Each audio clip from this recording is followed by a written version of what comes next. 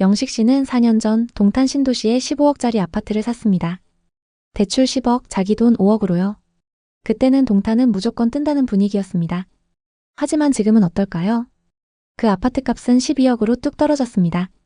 심지어 12억에도 거래가 안 되고 있죠. 대출 이자는 월 수백만 원씩 나가는데 집은 안 팔리고 전세금도 많이 떨어졌다고 합니다. 영식 씨는 이렇게 말했습니다. 이제 이자 내느라 적금도 깼어요. 언제까지 버틸 수 있을지 모르겠네요. 이분처럼 고가 아파트에 대출 끼고 들어간 사람들이 고금리와 거래량 감소로 고통받고 있습니다. 서울 아파트 평균가가 14억을 넘어섰다는 소식이 들려오고 있습니다. 부동산이 또 올랐네? 라고 생각하실 수 있겠지만 이 숫자는 겉으로 보기엔 높아 보이지만 실상을 들여다보면 이야기가 다릅니다.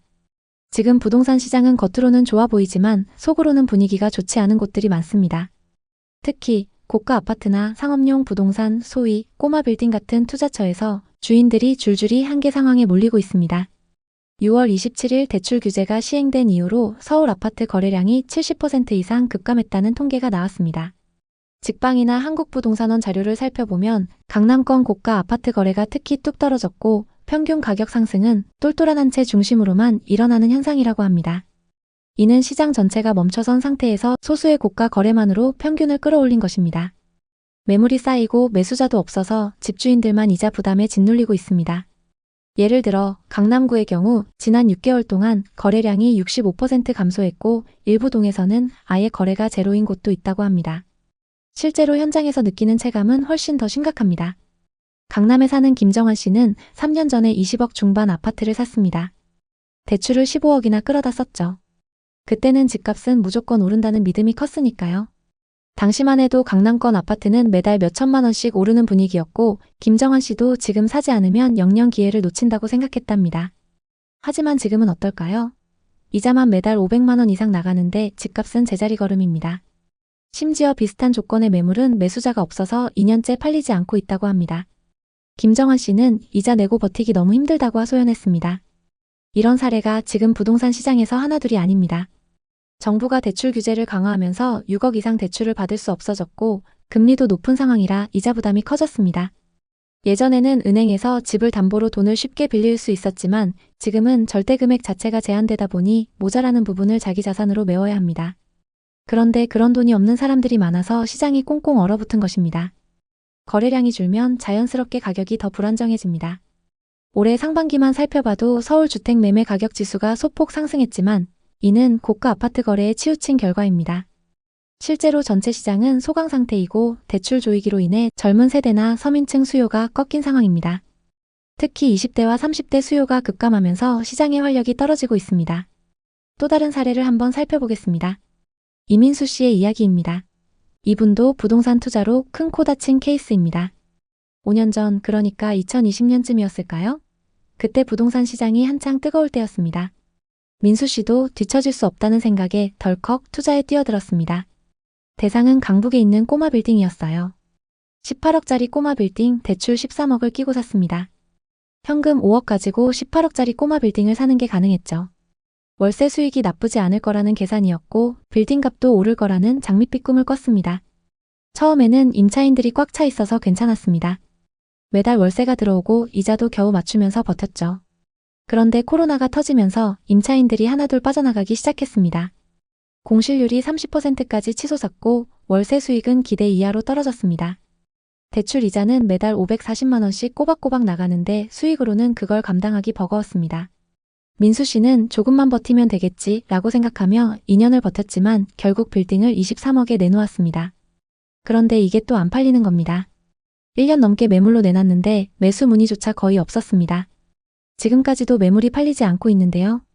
민수 씨가 털어놓길 부동산은 주식처럼 쉽게 사고 팔 수 있는 게 아닙니다. 대출을 많이 끼고 들어가면 시장이 조금만 흔들려도 바로 직격탄을 맞습니다. 이렇게 말했습니다. 현재 서울 수도권에는 민수 씨와 비슷한 상황에 처한 분들이 많습니다. 특히 상업용 부동산 꼬마 빌딩 같은 경우는 공실률 때문에 더 심각합니다. 민수 씨처럼 레버리지를 활용해서 들어간 사람들이 시장 변동에 취약해진 것입니다. 당시 강북 지역의 상업용 부동산 공실률이 20%에서 35%로 급등했다는 보고서도 있었는데 이런 환경에서는 현금 흐름이 끊기기 쉽습니다. 민수 씨의 사례만 그런 게 아닙니다. 투자 실패 사례들은 정말 입이 떡 벌어질 정도로 많습니다. 예를 들어 동탄에 사는 이영식 씨 이야기를 해보겠습니다. 영식 씨는 4년 전 동탄 신도시에 15억짜리 아파트를 샀습니다. 대출 10억, 자기 돈 5억으로요. 그때는 동탄은 무조건 뜬다는 분위기였습니다. GTX 개발과 함께 신흥 부촌으로 주목받던 시기였죠. 하지만 지금은 어떨까요? 그 아파트 값이 12억으로 뚝 떨어졌습니다. 심지어 12억에도 거래가 안 되고 있죠. 대출 이자는 월 수백만 원씩 나가는데 집은 안 팔리고 전세금도 많이 떨어졌다고 합니다. 영식 씨는 이렇게 말했습니다. 이제 이자 내느라 적금도 깼어요. 언제까지 버틸 수 있을지 모르겠네요. 이분처럼 고가 아파트에 대출 끼고 들어간 사람들이 고금리와 거래량 감소로 고통받고 있습니다.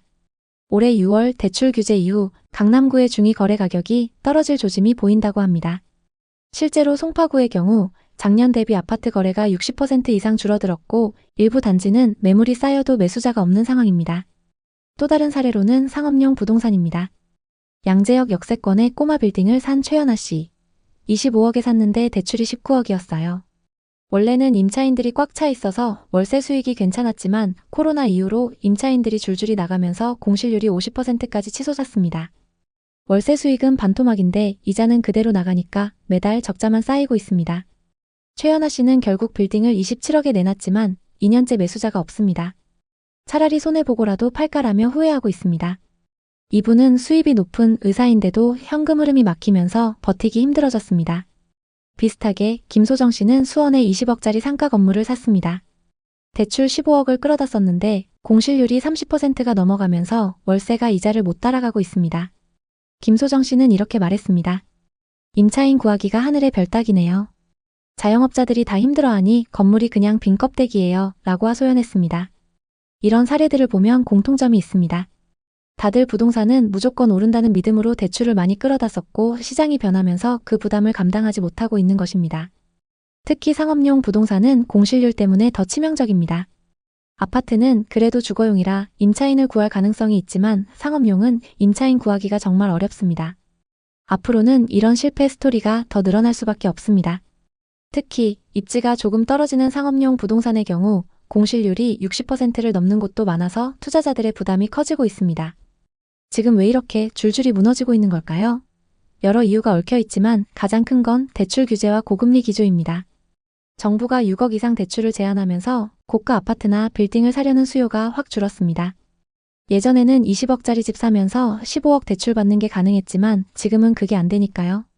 게다가 금리가 낮아지지 않아서 이자 부담이 큰 상황입니다. 예를 들어 15억 대출 받아서 연 3% 금리면 연간 이자가 4,500만 원입니다. 하지만 금리가 5%로 오르면 1년에 이자만 7,500만 원으로 뛰는 겁니다. 이걸 매달 나눠서 낸다고 해도 감당하기 쉽지 않습니다. 시장에 매물이 많아야 거래가 활성화되는데 지금은 다들 집값 더 오를 거야 라는 기대감에 집을 안 내놓고 있습니다. 하지만 정작 매수자는 없습니다. 왜냐하면 대출이 막혔고 금리 부담 때문에 선뜻 나서는 사람이 없으니까요. 그래서 거래가 멈춘 상태에서 집주인들만 이자 부담에 허덕이고 있는 것입니다. 특히 상업용 부동산은 공실률이 치명적입니다. 예전에는 역세권 건물이면 임차인 걱정 없었지만 지금은 자영업자들이 힘들어지면서 임차인 구하기가 어려워졌습니다. 공실률이 30에서 50%까지 치솟은 빌딩도 많습니다. 월세 수익이 없는데 이자는 꼬박꼬박 나가니까 집주인들 입장에서는 악몽 같은 상황입니다. 거기에 세금 부담도 무시 못합니다. 최근 보유세 이야기가 많이 나오고 있습니다. 정부가 보유세를 올리면 고가 아파트나 빌딩 보유자들 부담이 더 커질 것입니다. 예를 들어 30억짜리 아파트의 보유세율이 1.5%만 돼도 연간 4,500만 원을 세금으로 내야 합니다. 이걸 이자랑 같이 감당하려면 정말 소득이 탄탄하지 않으면 불가능합니다. 이런 요인들이 겹치면서 대출 레버리지를 활용했던 사람들이 가장 먼저 무너지고 있습니다. 건물을 산 분들은 공실률과 거래량 감소로 이중고를 겪고 아파트를 산 분들은 가격 조정과 매수자 부재로 버티기 힘들어합니다. 결국 시장이 공급 부족과 수요 위축으로 불안정해진 것입니다. 올해 하반기에도 입주 물량이 급감하면서 수급 불일치가 심화될 거라는 전망이 나와서 더 많은 집주인들이 한계에 몰릴 수 있습니다. 실제로 한국부동산원 자료에 따르면 서울의 신규 입주 물량이 작년 대비 30% 줄었고 이는 공급 부족을 더 부추기고 있다고 합니다. 이런 시장에서 우리는 무엇을 해야 할까요? 우선 무리한 대출은 절대 금물입니다. 부동산은 레버리지를 활용하면 수익이 커질 수 있지만 반대로 리스크도 엄청 큽니다. 10억을 훌쩍 넘는 대출 끼고 부동산을 샀을 때 그 이자 부담은 엄청납니다. 대출은 본인 소득으로 감당할 수 있는 수준에서만 해야 합니다. 또 단기 시세 차익을 노린 매매는 위험하다고 봅니다. 부동산은 주식처럼 단기 차익을 노리기 어려운 자산입니다. 사고 팔 때 거래 비용, 세금 다 고려하면 단타로 큰돈 벌기 어렵습니다. 특히 지금처럼 거래가 멈춘 시장에서는 더더욱 그렇습니다. 장기적인 관점으로 접근해야 합니다. 시장 흐름을 읽어야 한다는 것도 중요합니다. 부동산 시장은 정부 정책, 금리, 경제 상황에 따라 급변합니다. 예를 들어 지금은 금리가 오르고 대출 규제가 강해진 상황이니까 무리한 투자는 피해야 합니다. 반대로 시장이 안정화되고 저렴한 매물이 늘어나면 그때 기회를 노려보는 게 좋습니다. 그리고 현금 흐름을 확보하는 게 핵심입니다. 부동산 투자는 결국 현금 흐름 싸움입니다. 월세 수익이 안정적이거나 본인 소득으로 이자를 감당할 수 있는 구조를 만들어야 합니다. 공실률 높은 상업용 부동산은 특히 조심해야 합니다. 아파트를 산 경우도 임차인 유치나 임대 수익을 미리 계산해야 합니다. 수익성이 떨어지면 바로 직격탄입니다. 보유세 강화나 금리 변동을 미리 대비하는 태도도 필요합니다. 결국 부동산은 물건을 사듯 들었다 놨다 하는 게 아닙니다. 가전제품 하나 사는데도 가격 보고 고민하는데 수억 수십억짜리 아파트를 살 때는 더 큰 고민이 필요합니다. 그렇게 비싼 아파트를 대출로 산다는 건 더 오를 거라는 믿음 때문입니다. 하지만 이제 그 믿음이 흔들리고 있습니다. 부동산 투자는 단기적인 차익을 노리기보다는 안정적인 수익 구조를 만드는 데 초점을 맞춰야 합니다. 예를 들어 임대 수요가 꾸준한 지역이나 소형 주거용 부동산에 투자한다면 공실 리스크를 줄일 수 있습니다. 마지막으로 앞으로 부동산 시장이 어떻게 될지 예측해 보겠습니다. 지금이 부동산 시장의 전환점이라고 봅니다. 고가 아파트나 상업용 부동산은 당분간 거래가 더 줄어들 가능성이 높습니다. 정부가 대출 규제를 풀지 않는 한 매수자가 쉽게 나타나지 않을 것입니다. 게다가 보유세가 강화되면 고가 부동산 보유자들이 매물을 내놓으면서 공급이 늘어날 수도 있습니다. 그렇게 되면 가격 조정이 올 가능성도 배제할 수 없습니다. 특히 강남권 고가 아파트나 역세권 꼬마 빌딩 같은 경우 지금처럼 이자 부담과 공실률 문제로 버티지 못하는 주인들이 늘어나면 시장에 매물이 쌓일 것입니다. 그때가 되면 가격이 더 현실적으로 조정될 가능성이 높습니다. 물론 장기적으로 보면 부동산은 여전히 매력적이지만 단기적으로는 조심해야 할 타이밍입니다. 올해 상반기 데이터를 살펴보면 서울 아파트 매매가가 상승했지만 이는 규제 전 거래의 영향이고 하반기에는 크게 둔화될 것입니다. 입주 물량 감소로 전세가율이 급격히 떨어진 곳도 있어서 임대 시장도 불안정합니다. 대출 의존했던 분들은 더 힘들어질 수 있습니다. 또 상업용은 공실 문제로 장기 불황이 올 수도 있습니다. 한국은행의 최근 보고서에 따르면 금리가 내년까지 고금리를 유지할 가능성이 높다고 하니 이자 부담은 더 커질 수 있습니다. 여러분 오늘 이야기 어떠셨나요? 부동산 시장은 겉으로는 화려해 보이지만 속으로는 정말 많은 집주인들이 힘들어하고 있습니다. 큰 실패를 겪은 분들의 이야기를 들으며 부동산 투자만큼 신중해야 하는 것도 없다는 걸 다시 한번 느꼈습니다. 만약 여러분도 투자 계획이 있다면 무리한 대출은 피하고 시장 흐름을 꼼꼼히 체크하시길 바랍니다. 혹시 부동산 투자로 성공하거나 실패했던 경험이 있다면 댓글로 공유해주세요. 여러분의 경험이 누군가에게 큰 힘이 될 수 있습니다. 오늘의 이야기에 공감하셨다면 구독과 좋아요를 눌러주세요. 오늘도 시청해주셔서 감사합니다. 다음 편엔 더 좋은 내용으로 찾아뵙겠습니다. 지금 서울 집값이 거품이라는 얘기가 있습니다. 왜 이런 버블이 생겼을까요? 첫째로 부동산 불패 신화가 강력했습니다. 특히 30, 40대는 과거 부동산 폭락을 경험하지 않아서 대출을 두려워하지 않죠. 둘째로 정책 실패예요. 그동안 정부가 규제만 강화하고 공급을 늘리지 않았습니다. 미래는 어떨까요? 안타깝지만 버블이 슬슬 터지기 시작할 수 있어요. 최근 뉴스를 보니 거래는 멈췄는데 가격은 오르고 공급 절벽이 우려되고 있어요. 일부 전문가들은 내년 반등을 전망하지만 버블 붕괴 시나리오도 나오고 있습니다. 이는 일본 버블이나 미국 금융위기처럼 예고 없이 올 수 있어요. 2027년, 2029년 위기설도 있죠. 버블이 터지면 누가 가장 크게 피해를 볼까요? 박준호 씨는 50대 초반의 자영업자로 베이커리 카페를 운영하며 안정적인 삶을 살고 있었어요. 2021년 초에 서울 마포구 아파트에 15억을 투자했어요. 금리 인상 전망에도 불구하고 서울은 불패라는 믿음으로 대출 10억을 끌었죠. 주변 상인들이 부동산으로 돈 번 걸 보고 따라한 거예요. 처음에는 카페 매출이 좋아서 이자 부담이 괜찮았지만 어느 순간부터 버티기 어려운 상황이 됐죠. 매달 상가 월세와 아파트 이자 상환 부담이 늘었고 카페 매출은 경제 둔화로 줄었습니다. 게다가 집값은 급격히 하락했습니다. 아파트를 팔까 고민했지만 손해가 3억 넘어서 그러지도 못했죠. 지금은 빚 갚느라 카페 크기를 줄이고 일하는 직원도 줄였습니다. 왜 심리에 휩쓸렸을까? 좀 더 신중했어야 했는데 하고 후회하지만 늦었죠. 부동산이라는 건 단순히 돈을 불리는 투자 수단이 아니라 우리 모두의 삶과 직결된 중요한 문제입니다. 그런데 요즘 서울 집값, 특히 강남권 아파트값이 계속해서 치솟고 있는 상황을 보면서 많은 분들이 이게 정말 지속 가능한 상승인가 아니면 위험한 버블인가 라는 질문을 던지고 계신 것 같아요. 만약 이게 버블이라면 그 버블이 터지는 순간 평범한 서민들과 중산층이 가장 큰 피해를 입게 됩니다. 지금부터 공식적인 통계 데이터를 바탕으로 집값 상황을 냉정하게 분석해 보겠습니다. 먼저 한국 서울 강남의 집값 현황부터 자세히 살펴보죠. 2025년 현재 서울 강남구 아파트의 평당 평균 가격이 이미 1억 원을 훌쩍 넘어섰다는 건 여러분도 뉴스를 통해 들어보셨을 거예요.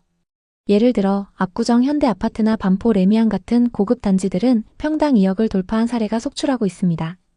이를 30평 기준으로 환산해보면 30억 정도가 되는 셈이죠. 아니, 더 비싼 곳들은 50억을 넘기는 경우도 있습니다. 이게 단순한 가격 상승이라고 보기에는 너무 가파르지 않나요? 제가 생각하기에 이건 버블의 신호일 가능성이 큽니다. 왜냐하면 강남 지역은 더 이상 편안하게 살기 좋은 동네라는 본래의 목적에서 벗어나 소위 투기판으로 변질되고 있거든요. 2020년 이전에 강남 아파트를 산 분들은 주로 교육 환경이 좋고 문화시설이 많으며 교통이 편리하다는 점 때문에 선택하셨을 텐데요. 하지만 요즘 들어서는 대출을 최대한 끌어모아서 오르는 집값에 베팅하는 분들이 점점 늘어나고 있어요. 매일 뉴스에서 신고가 거래 소식이 쏟아지니 지금 사지 않으면 더 오를 텐데 라는 심리가 팽배해지는 거죠. 하지만 제가 여러 번 강조드렸듯이 수십억 원에 달하는 이런 고가 아파트를 과연 누가 계속해서 사줄 수 있을까요? 실제 구매 주체가 한정되어 있는데 가격만 계속 오르는 건 분명 이상한 현상입니다. 버블의 증거를 데이터로 하나씩 풀어서 보여드릴 테니 여러분도 스스로 판단해보세요. 서울 강남의 경우 주민들의 연평균 소득이 통계청 자료로 약 8,649만 원 정도 되는데 30평의 고가 아파트 가격이 30억이라고 치면 이걸 나누면 무려 35년이 걸려요. 돈 한 푼 안 쓰고 평생 저축해야 겨우 집 한 채를 마련할 수 있다는 거예요. 더 심각한 건 압구정동이나 반포 같은 초고가 아파트예요. 50억짜리 30평 아파트를 소득으로 나누면 60년이 걸립니다. 만약 연봉의 반만 쓰고 나머지 반을 저축한다고 가정해도 120년이에요. 몇 세대가 지나야 집을 사는 가격이라는 거죠. 이게 과연 정상적인 시장이라고 볼 수 있을까요? 버블이 아니라면 뭐라고 설명할 수 있나요? 실제로 2025년 통계에 따르면 월급 한 푼도 안 쓰고 18년 이상 모아야 서울에 집을 산다는 결과가 나왔습니다. 서울 집값이 소득 수준에 비해 얼마나 과열되었는지 명확히 알 수 있죠. 여러분, 이 숫자들을 보시면서 내가 정말 이 집을 살 수 있을까? 하고 한번 생각해 보세요. 김민종 씨는 40대 중반의 자영업자로 아내와 두 아이를 둔 가장이었어요. 2021년쯤에 서울에 위치한 15억짜리 아파트를 샀습니다. 대출을 10억이나 받아서요. 왜 그랬냐면 그때 집값이 계속 오르는 추세였고 주변 지인들 중에서 부동산 투자로 큰돈을 번 사람들이 많았거든요. 유튜브나 온라인 커뮤니티에서도 레버리지 투자가 대세라고 떠들썩하니 김민종 씨도 지금 사면 더 오를 테고 나중에 팔아서 이익을 볼 수 있을 거야 라고 생각하며 덜컥 매수한 거예요. 처음에는 모든 게 순조로웠어요. 집값이 조금씩 오르면서 매달 이자 부담이 있지만 버틸만 했죠. 그런데 2023년 말부터 상황이 바뀌기 시작했어요. 정부의 부동산 규제가 강화되고 기준금리가 인상되면서 집값이 주춤하더니 20% 이상 떨어졌습니다. 김민종 씨의 아파트는 12억으로 가치가 하락했고 대출 이자도 감당하기 어려워졌습니다. 장사가 안 되면서 매출이 줄고 상가 월세를 내는데 급급했죠. 가족 생활비를 감당하기도 벅찬 상황에 이르렀고 아내와는 매일 다투게 됐습니다.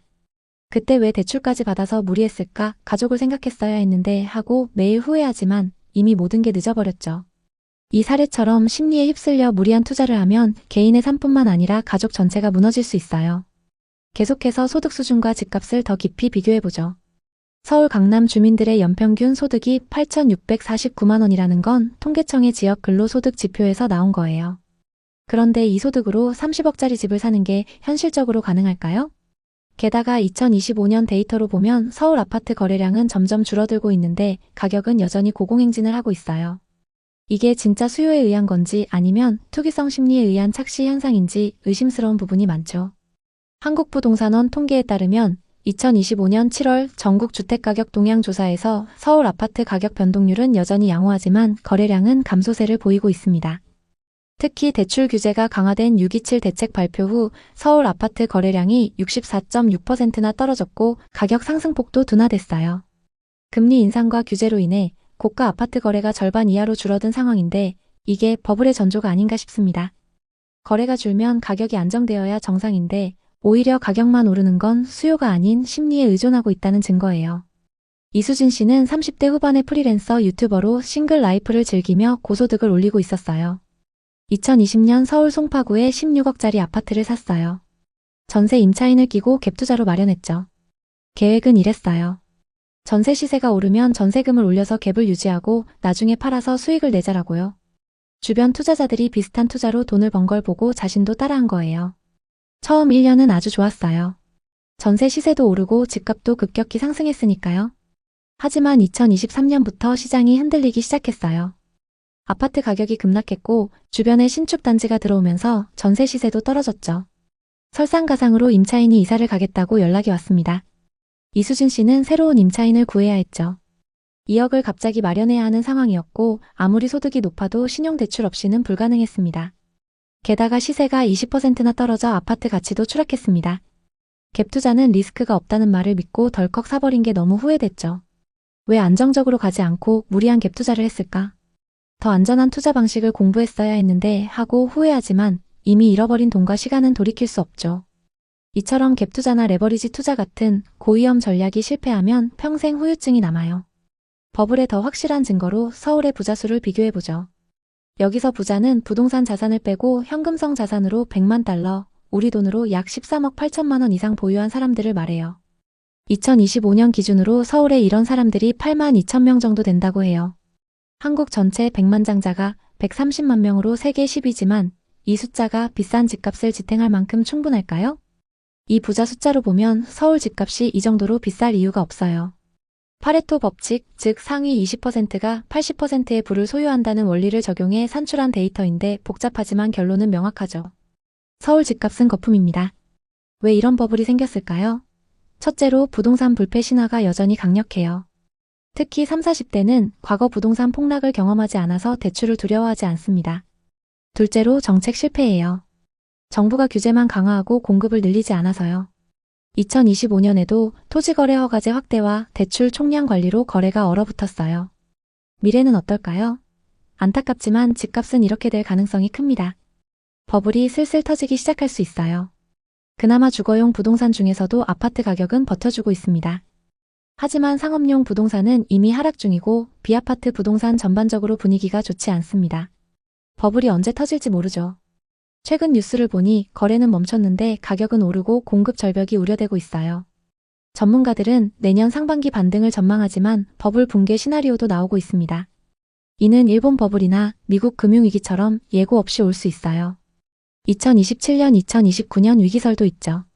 버블이 터지면 중산층과 서민층이 가장 크게 피해를 봅니다.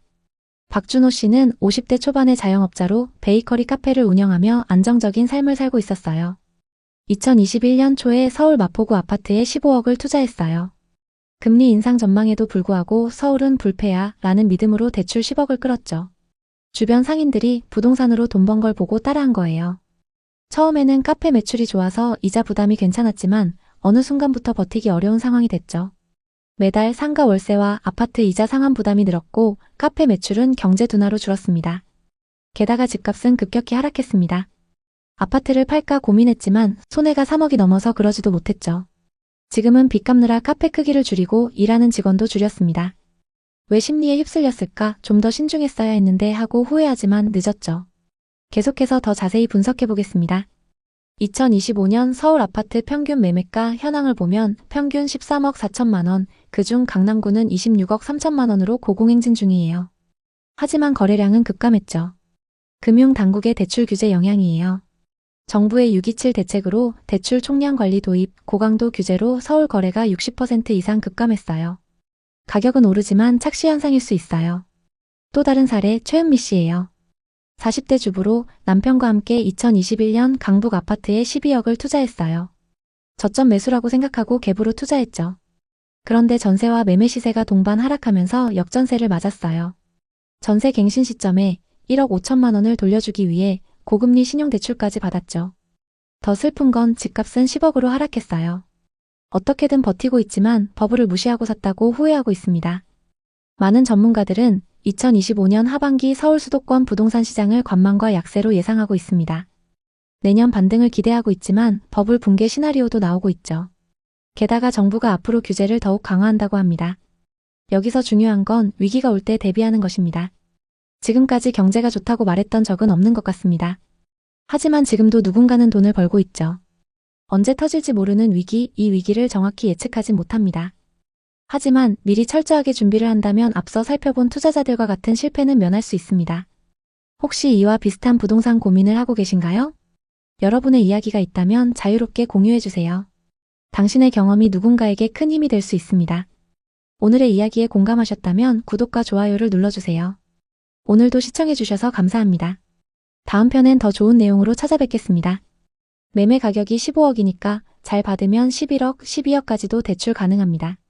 이미 은행에 감정평가도 들어갔어요. 부동산에서 얘기한 금액을 듣고 생각보다 대출이 많이 나온다는 소식에 너무 놀랐습니다. 부부는 곧바로 매수 의향을 밝히고 은행에 대출 한도 조회를 요청했습니다. 한도 결과가 나왔고 11억 5천만 원까지 대출이 가능하다는 회신을 받았습니다. 우리 3억 5천만 원 가지고 건물을 살 수 있는 거네. 벌어서 갚으면 돼. 지금 매출이면 충분히 가능해. 그렇게 부부는 영끌 투자를 결심했습니다. 이 부부는 지금 어떻게 됐을까요? 30대 후반의 지훈 씨네 부부는 제주도에서 게스트하우스를 운영하며 새로운 삶을 꾸려가고 있었습니다. 두 사람은 제주도 성산의 게스트하우스에서 일하며 쌓은 노하우로 애월에 정착한 지 2년 만에 검색만 하면 나오는 유명 게스트하우스를 만들어냈습니다. 그들의 숙소 제주의 밤은 애월의 푸른 바다를 배경으로 한 인테리어와 맛있는 음식과 와인 그리고 루프탑이 어우러져 20대 30대 청춘들에게 사랑받았습니다. 숙소는 성수기면 예약조차 하기 힘들었고 비수기에도 꾸준히 손님이 찾아왔습니다. 부부는 3층 건물을 임대해서 숙박업을 운영하고 있었죠. 3층 주인집에서 거주하며 1층과 2층은 게스트하우스로 활용했습니다. 그들은 2년 단위로 건물 전체를 월세로 임대해서 숙박 사업을 키워나가고 있었습니다. 제주도에서의 생활은 자유롭고 행복했습니다. 그러나 시간이 지나며 부부는 불안감을 느끼기 시작했습니다. 제주도 부동산 시장이 뜨겁게 달아오르고 있었기 때문입니다. 중국인 투자자와 서울 수도권 외지인들이 몰려들며 애월읍의 부동산 가격이 치솟았습니다. 부부가 임대로 운영하던 건물 근처 땅값은 2년 만에 가격이 2배로 뛰었고 식당이나 카페, 어딜 가도 부동산 이야기가 자주 들려왔습니다. 부부는 점점 더 강하게 부동산 투자를 해야겠다는 생각을 하게 되었습니다. 그러던 어느 날 부부가 운영하던 게스트하우스 건물이 매매로 나왔다는 소식을 듣게 됐습니다. 소식을 들은 지 얼마 안 돼서 부동산에서 연락이 왔습니다. 매매하려는 손님이 있어서 건물을 보러 와도 되겠냐는 연락이었죠. 그렇게 손님들과 부동산 중개인이 게스트하우스에 방문했습니다. 부부가 인테리어를 잘 해놨기 때문에 매물을 본 손님은 곧 계약할 것처럼 마음에 들어 했습니다. 그러자 부부는 불안해지기 시작했습니다. 건물을 꾸민 건 우린데 건물 주인만 좋게 생겼네. 돈 좀 모아서 이 건물 사려고 했는데 아쉽다. 얼만지 물어나 볼까? 부부는 곧장 부동산 중개업소에 연락해 시세를 확인했습니다. 2021년 8월 제주 애월의 건물 가격은 15억의 매물로 나와 있었습니다. 부부는 망설였습니다. 우리가 사기엔 너무 비싸다. 대출은 얼마나 나올까? 요즘 법인 사업자 내시면 건물 가격의 최대 80%까지 대출 가능해요. 그때 보셨던 손님들도 거의 다 대출로 사려고 하시는 거예요. 매매 가격이 15억이니까 잘 받으면 11억, 12억까지도 대출 가능합니다. 이미 은행에 감정평가도 들어갔어요. 생각보다 대출이 많이 나온다는 소식에 부부는 매수 의향을 밝히고 은행에 대출 한도 조회를 요청했습니다. 며칠 뒤 은행에서 연락이 왔습니다. 결과는 매우 긍정적이었는데요. 이미 해당 건물에서 숙박 사업을 운영하면서 매출도 상당했고 사업 용도로 사용할 것이기 때문에 대출이 11억 5천만 원까지 가능하다는 연락을 받았습니다. 건물 임대료와 대출이자를 계산해보니 건물을 사서 운영하는 게 훨씬 효율적일 것 같았죠. 여보, 우리가 이 건물 사자. 대출이야, 벌어서 차근차근 갚아나가면 돼. 남한테 주기 너무 아까워. 그들은 이 건물이 사업과 주거를 넘어 자신들의 노력과 꿈이 담긴 공간이 될 것이라 믿었습니다. 계약은 순조롭게 진행되었습니다. 건물주와의 관계도 좋았기 때문에 건물 옥상과 마당 보수 작업도 흔쾌히 받아냈죠. 항상 지내던 공간이었지만 빌려서 쓸 때와는 느낌이 전혀 달랐습니다. 무엇보다 앞으로 월세를 내지 않아도 된다는 사실이 가장 행복했습니다. 매수 후 얼마 지나지 않아 놀라운 소식이 들려왔습니다. 근처 토지가 21억에 거래되었다는 것이었습니다. 부동산 중개업소에서는 인근 땅값이 치솟고 있다는 이야기도 들려왔습니다. 부부는 기뻤습니다. 제주 부동산 시장은 여전히 뜨거웠고 유튜브와 커뮤니티에서는 에어릅이 제주도의 핫플레이스라 불리며 투자 가치가 높다고 떠들썩했습니다. 부부는 이 집이 단순히 사는 곳이 아니라 노후 자산까지 책임져 줄 것이라 기대했습니다. 수진 씨는 가끔 부동산 앱을 열어 주변 건물과 토지 시세를 확인하며 흐뭇해했습니다. 그녀는 투자로 산 것이 아니라 사업을 잘 운영하기 위해 산 거라며 스스로를 다잡았지만 마음 한구석에서는 기대감이 커져갔습니다. 지훈 씨 역시 숙소 손님들과 부동산 이야기를 나누며 제주도의 미래에 대한 낙관적인 전망을 공유했습니다. 그들의 건물은 단순히 집과 사업장이 아니라 꿈과 안정의 상징이 되었습니다. 그러나 2022년 가을 분위기가 바뀌기 시작했습니다. 뉴스에서는 미국의 금리 인상과 한국은행의 기준금리 인상이 연일 보도되었습니다. 처음에는 남의 일처럼 느껴졌습니다. 숙박 사업이 잘 되고 있었기에 이자 부담이 크지 않다고 생각했습니다. 하지만 문제는 금리만이 아니었습니다. 물가가 급등하며 유지비가 크게 늘어났습니다. 안 그래도 물가가 높은 제주도의 생활이 더욱 힘들어졌죠. 숙소 운영 비용도 덩달아 올랐습니다. 청소업체 금액도 급격히 뛰었고 음식 비용도 감당하기 어려워졌습니다. 수진 씨는 매일 가계부를 들여다보며 지출을 줄이려 노력했습니다. 불필요한 비용을 줄이고 숙소의 가격도 올려야 했습니다. 그러자 손님들의 발길이 점차 줄어들었습니다. 비수기에는 예약이 두세 팀 이하로 잡히는 날도 생겼습니다. 늘어난 생활비와 줄어든 수입은 부부의 어깨를 무겁게 눌렀습니다. 11억 5천만 원에 대한 대출이자가 엄청난 압박으로 다가왔습니다. 그러던 어느 날 수진 씨는 부동산 카페에서 충격적인 소식을 접했습니다. 제주도의 부동산 거래가 뚝 끊기고 유명 연예인 등 많은 사람들이 떠나간다는 글이 올라와 있었습니다. 불과 1년 만에 분위기가 완전히 바뀐 것이었습니다. 그녀는 믿을 수 없어 중개업소에 전화해 확인했습니다. 하지만 돌아온 대답은 냉혹했습니다. 요즘 제주 부동산이 많이 식었어요. 금리 때문에 거래가 거의 없어요. 수진 씨는 매일 밤 부동산 앱을 확인하며 거래 금액을 들여다보았습니다. 시세는 계속해서 하락했습니다. 2023년 초 인근 건물이 11억에 거래되었다는 소식이 들려왔습니다. 부부가 건물을 매수할 때만 해도 그 건물의 시세는 14억 정도였는데 최근 3억 낮은 가격에 팔렸다는 거였죠. 수진 씨는 가슴이 철렁했습니다. 그녀는 처음 건물을 샀을 때의 설렘과 숙소가 매일 만시를 기록했던 때를 떠올렸지만 이제 그 기억은 불안으로 덮여 있었습니다.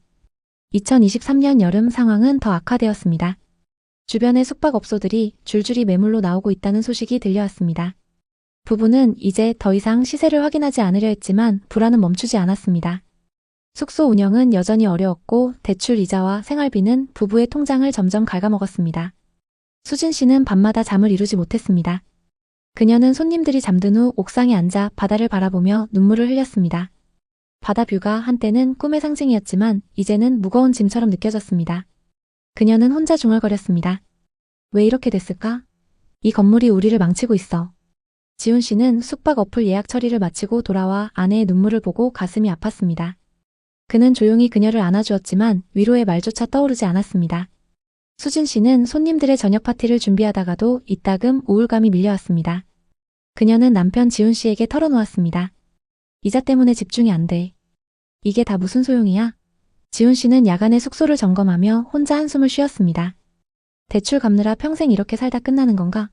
제주가 천국이라던 게 다 거짓말이었어. 부부는 저녁 식사 중에도 침묵이 길어졌습니다. TV에서 제주도 관련 뉴스가 나오면 채널을 돌렸습니다. 제주도 물가 폭등으로 외지인들의 발길이 끊기고 있다는 소식을 접했을 때 좌절은 절망으로 바뀌었습니다. 수진 씨는 친구들과의 모임을 피하기 시작했습니다. 한때 제주 생활을 자랑하던 그녀는 이제 후회와 자책감에 사로잡혔습니다. 그때 왜 그렇게 자신만만했지? 이제는 좋은 척도 못하겠어. 지훈 씨는 숙소 손님들에게 미소를 지으려 애썼지만 속으로는 절망감이 쌓였습니다. 부부는 서로를 탓하지 않으려 노력했지만 가끔 다툼이 일어났습니다. 수진 씨는 울면서 말했습니다. 대출 이자 때문에 사업에 집중이 안 돼. 우리 꿈이 여기서 끝나는 거야? 지훈 씨는 답답한 마음에 소리쳤습니다. 나도 후회해. 하지만 어쩌라고. 그들의 관계마저 흔들리기 시작했습니다. 수진 씨는 밤이면 옥상에 앉아 하염없이 바다를 바라보았습니다. 그녀는 이 건물을 계약했을 때의 설렘을 떠올렸습니다. 숙소를 성공시키겠다는 다짐. 그리고 안정된 미래를 꿈꾸던 시간이 주마등처럼 스쳐갔습니다. 하지만 이제 그 건물은 그녀에게 위로가 되지 않았습니다. 너무 섣불리 사버렸어. 그녀는 혼잣말을 하며 눈물을 닦았습니다. 2025년 8월. 시장은 약간의 회복 조짐을 보였습니다. 제주도 관광이 조금씩 살아나고 있다는 소식이 들려왔습니다. 하지만 여전히 부동산 시장은 어려웠습니다. 그나마 다행인 건 대출 이자가 조금 낮아졌다는 사실입니다. 수진 씨는 부동산 앱의 기록을 보며 더 이상 놀라지도 않았습니다. 하락은 충격이 아니라 일상이 되었습니다. 어느 날 저녁 부부는 옥상에 앉아 바다를 바라보았습니다. 지훈 씨가 조용히 입을 열었습니다. 우리 그냥 가격은 있고 행복하게 살아보자. 돈이 전부는 아니잖아. 수진 씨는 고개를 끄덕였습니다. 그들은 이 건물을 원망하고 싶지 않았습니다. 이유는 단순했습니다. 이곳이 이제 그들의 삶의 터전이었기 때문입니다. 숙소는 여전히 어려웠지만 부부는 운영 방식을 바꾸기 시작했습니다. 에어비앤비 운영을 효율적으로 하고 예약과 리뷰 관리를 통해 슈퍼호스트가 되었습니다. 손님은 조금씩 늘어났고 매출도 서서히 안정되었습니다. 그들은 사무관리, 청소, 픽업, 음식 등 파트를 세분화하면서 유지 비용을 최대한 줄였습니다. 더 이상 서로에게 우리 건물값 얼마야 이런 질문은 하지 않았습니다. 수진 씨는 어느 날 옥상에서 바다를 바라보며 조용히 생각했습니다. 이 건물 괜히 산 걸까? 안 샀으면 어떻게 됐을까? 그들은 이 건물에서 웃고 울고 고민하고 숙소를 운영하며 새로운 꿈을 꾸었습니다. 시세는 하락했지만 삶은 계속되었습니다. 제주도 에어릅의 3층 건물은 2021년 8월 15억에 거래되었지만 주변의 숙소 매물이 늘어나고 수익이 나빠지면서 더 이상 오르지 않았습니다. 하지만 여전히 토지 그 자체로의 가치는 유지되고 있습니다. 제주도의 부동산 투자 실패 사례는 건물뿐만 아니라 주거용, 상업용 모든 영역에서 찾을 수 있습니다. 타운하우스를 예로 들면 서귀포시의 한 고급 빌라 단지는 2021년 10억대에 거래되었지만 2025년 현재 7억대로 떨어졌습니다. 제주도 부동산 시장은 2020년, 2021년 뜨거운 열기를 띠었지만 금리 인상과 관광 수요 감소로 빠르게 냉각되었습니다. 에어릅은 한때 제주도의 핫플레이스로 불리며 투자자들의 관심을 끌었지만 2022년 말부터 거래량이 급감하고 가격이 하락했습니다. 2025년 들어 일부 지역에서 회복 조짐이 보였습니다. 그러나 최근 규제가 강화되며 가격 하락이 불가피해 보입니다. 전문가들은 제주 부동산 시장이 2025년 하반기에는 저조한 흐름을 보일 가능성이 높다고 전망했습니다. 제주공항개발과 같은 대형 프로젝트가 일부 지역의 토지 시장을 자극했지만 주거용 부동산은 여전히 위축된 상태입니다. 투자자들은 단기적인 상승보다는 장기적인 관점에서 시장을 지켜봐야 한다는 의견이 지배적입니다. 부동산 시장은 부부의 기대와 달리 빠르게 변했습니다. 제주도는 무조건 오른다. 바다뷰는 안전자산이다. 이런 말에 이끌렸던 부부의 선택은 확신으로 시작되었지만 결과는 달랐습니다. 그들은 팔 엄두도 못 내고 대출 이자를 갚으며 버텨야 했습니다. 하지만 그 건물은 단순한 자산이 아니었습니다. 그곳에서 투자 실패를 만회하려 노력하며 새로운 도전을 준비하는 삶의 공간이었습니다. 부동산은 단순한 투자가 아닙니다. 앞서 살펴본 지훈 씨네 부부처럼 어떤 마음가짐으로 현재를 버텨내고 어떤 미래를 계획할 것인지가 중요합니다. 고점에서 사서 하락했더라도 그 공간이 가족에게 의미 있는 터전이라면 그것은 투자 이상의 가치를 가질 수 있습니다. 혹시 이와 비슷한 부동산 고민을 하고 계신가요? 여러분의 이야기가 있다면 자유롭게 공유해주세요. 당신의 경험이 누군가에게 큰 힘이 될 수 있습니다. 오늘의 이야기에 공감하셨다면 구독과 좋아요를 눌러주세요. 오늘도 시청해주셔서 감사합니다. 다음 편엔 더 좋은 내용으로 찾아뵙겠습니다. 요즘 시골 전원주택 로망을 꿈꾸는 분들이 정말 많아요. 자연 속에서 여유롭게 살며 텃밭 가꾸고 커피 한 잔 마시며 산을 바라보는 그 그림 같은 삶을 상상하시죠. 하지만 현실은 전혀 다릅니다. 폭삭 망하는 경우가 태반이에요. 오늘은 그런 실패 사례를 들려드리겠습니다. 산골짜기 깊숙한 곳에 위치한 전원주택이 있습니다. 길이 험난해서 차가 흔들리고 낭떠러지 옆으로 아슬아슬하게 올라가야 나오는데 이런 곳이 뭐가 좋다고 집을 짓나 싶을 정도예요. 12억짜리 전원주택인데 지금 경매로 나와서 3억대까지 떨어졌어요. 그래도 낙찰이 안 되네요. 왜 이렇게 헐값이 됐을까요? 먼저 이런 전원주택의 경우 실패의 원인이 여러 가지가 있습니다. 부지가 1000평이 넘는데 산속 깊숙한 곳에 있어요. 앞에는 확 트인 경치가 있지만 뒤로는 가파른 산이 버티고 있고 비 오는 날이면 안개가 자욱해서 귀신 나올 분위기예요. 주인은 아마 도시에서 지쳐서 자연인처럼 살자 하고 들어왔을 거예요. 그런데 이런 곳에서 살다 보니 외로움과 불편함이 쌓여서 포기한 거죠. 실제로 최근 인터넷 자료를 보니 2024년, 2025년 귀촌 실패 사례가 쏟아지고 있습니다. 인구 감소로 귀촌 생활이 어려워지고 교통 불편이 가장 큰 이유라고 해요. 예를 들어 유튜브나 뉴스에서 본 바에 따르면 귀농 귀촌 실패율이 70%를 넘고 특히 젊은 층에서 더 높습니다. 김미아 씨는 40대 후반 서울에서 광고 회사를 하던 분인데 2023년에 경기도 양평의 전원주택으로 이사했어요. 로망은 텃밭에서 채소를 키우고 아침에 새소리 들으며 힐링하며 살자 이런 거였대요. 작은 마당과 주택을 포함해 5억이 들었어요. 처음엔 좋았죠. 인스타에 사진을 올리며 힐링하는 삶을 자랑했는데 1년 만에 후회했습니다. 왜냐면 병원 한 번 가려면 차로 1시간 그리고 마트도 30분 거리예요. 게다가 겨울에 눈이 오면 길이 막혀서 고립됐대요. 난방비도 문제였어요. 김미아 씨 집은 비싼 단열재를 썼는데도 추워서 추가로 보일러를 설치하느라 큰 비용이 들었대요. 2025년 자료를 보니 시골 주택의 유지보수와 관리비가 월 수십만 원을 넘는 경우가 많아요. 결국 2025년 초에 집을 내놓았는데 4억에도 소식이 없었고 지금도 안 팔리고 있어요. 김미아 씨처럼 전원주택 로망만 쫓다가 실패한 분들 정말 많아요. 집 앞에 데크를 만들어서 바베큐 파티하는 걸 꿈꿨겠지만 현실은 잡초만 무성하고 벌레떼가 습격하는 거죠. 게다가 2025년 빈집 통계에 따르면 전국 빈집이 159만 가구나 돼요. 시골 빈집이 대부분인데 인구 유출로 관리가 안 돼서 경관이 훼손되고 안전 문제까지 생기고 있습니다. 광주의 오래된 전원주택을 방문했을 때는 더 심각했습니다. 거실에 고급 소파와 TV가 그대로 방치돼 있었어요. 주인이 떠난 지 몇 년은 된 듯해요. 건축 정보를 보니 2022년에 지었는데 무허가 부분이 있어요. 건축 관계자들이 요즘 왜 이렇게 엉터리인지 모르겠어요. 집의 시세는 10억이었습니다.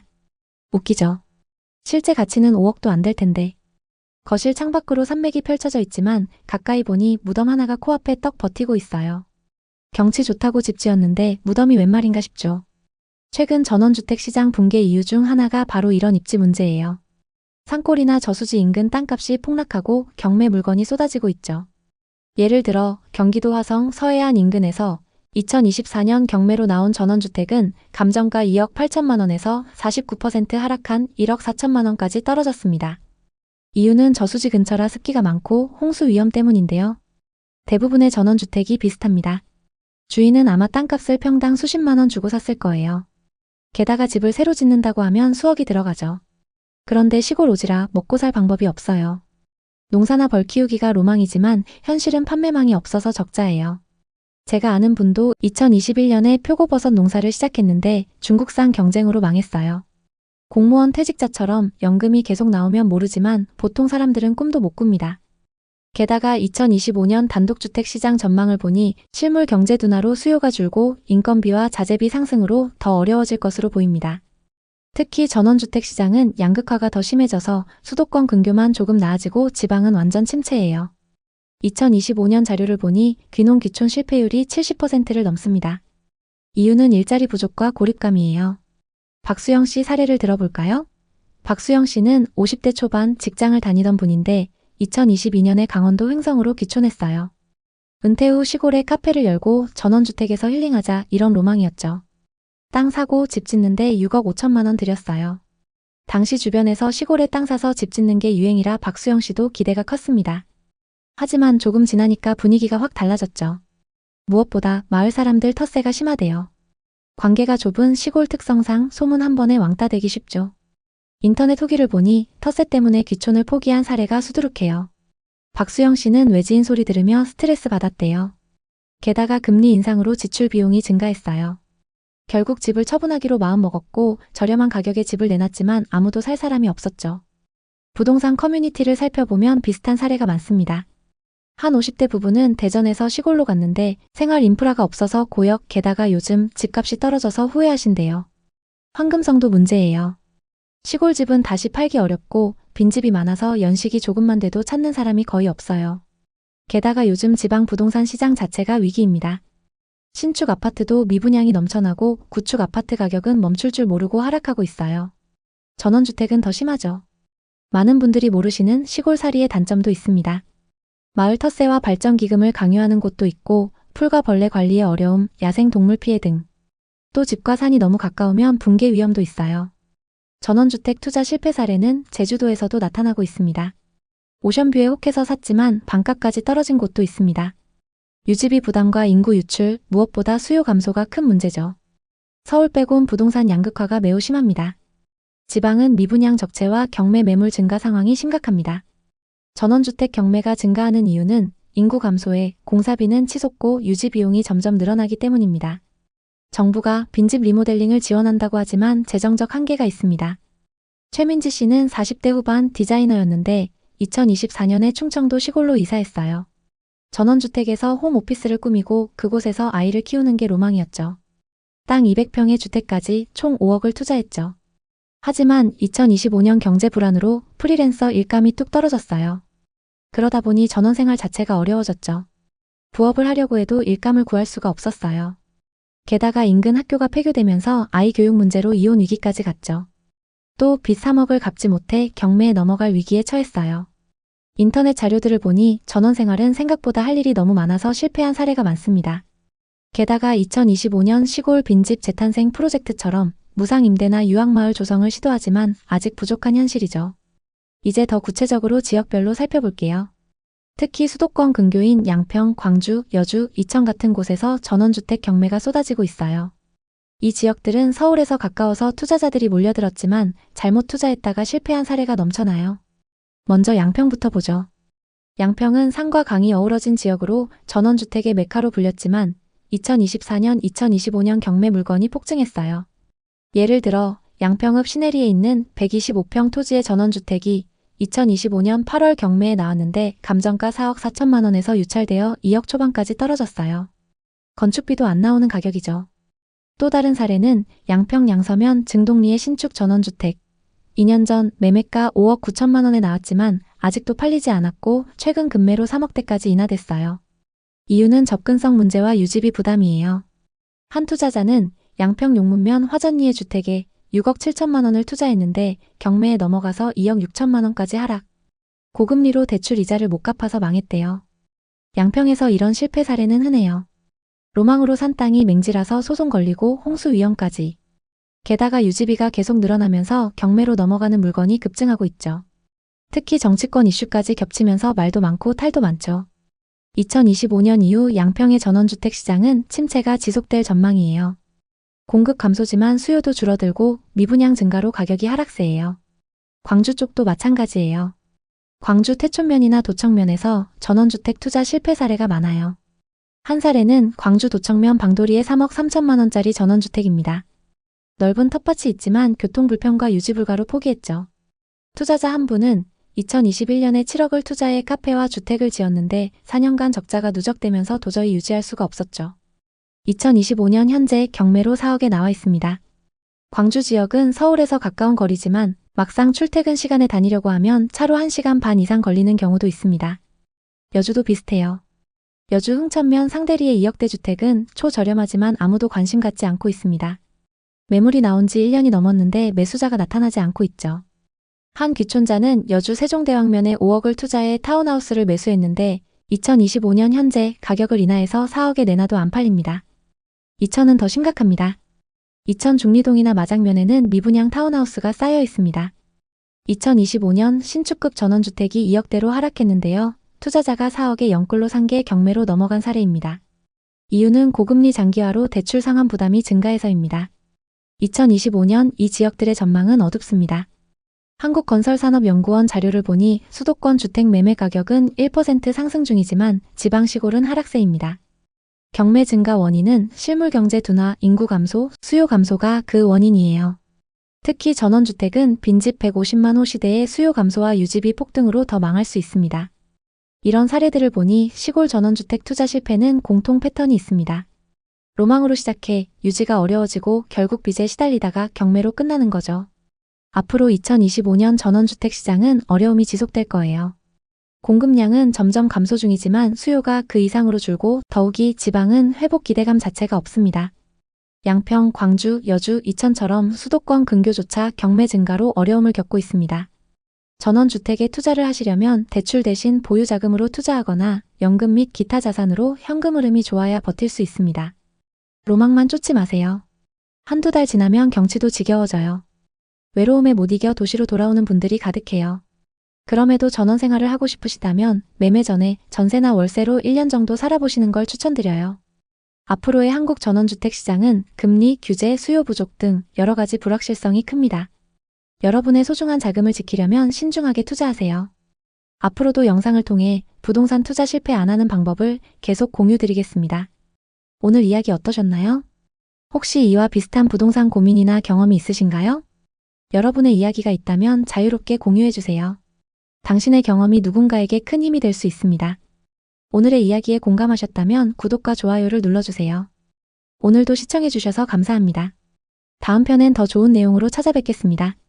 송도 부동산 요즘 들썩들썩하다는 소문이 많습니다. 그래서 제가 직접 발로 뛰며 확인해봤습니다. 구독자님들 요청도 많아서 오늘 송도 현장을 샅샅이 훑어보려고요. 여러분 경제가 어려우면 부부싸움 많이 하죠? 제 주변에도 집값 때문에 부부싸움 하시는 분들 많아요. 왜냐하면 집값은 떨어지고 대출 이자는 오르고 살기 점점 어려워지니까요. 스트레스 쌓이는 거죠. 인천의 송도 센트럴파크역 앞에 나가봤습니다. 이곳은 한때 대한민국 부동산의 핫플레이스였죠. 국제학교, 센트럴파크, 현대아울렛, 롯데 쇼핑몰까지. 그런데 지금은 분위기가 심상치 않아요. 왜 그런지 하나씩 뜯어볼게요.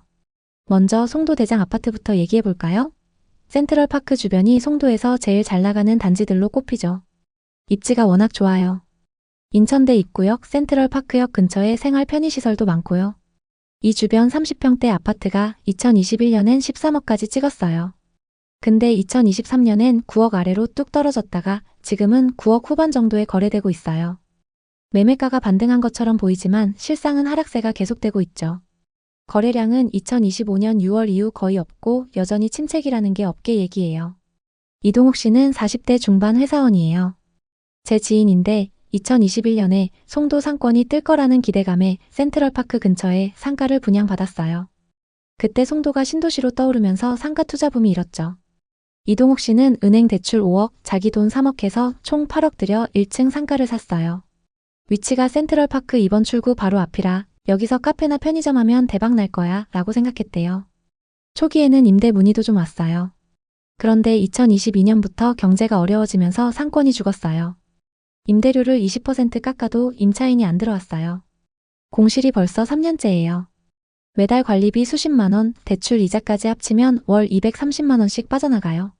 이동욱 씨는 처음엔 조금만 기다리면 될 거야 했지만 2024년엔 스트레스로 건강이 나빠졌어요.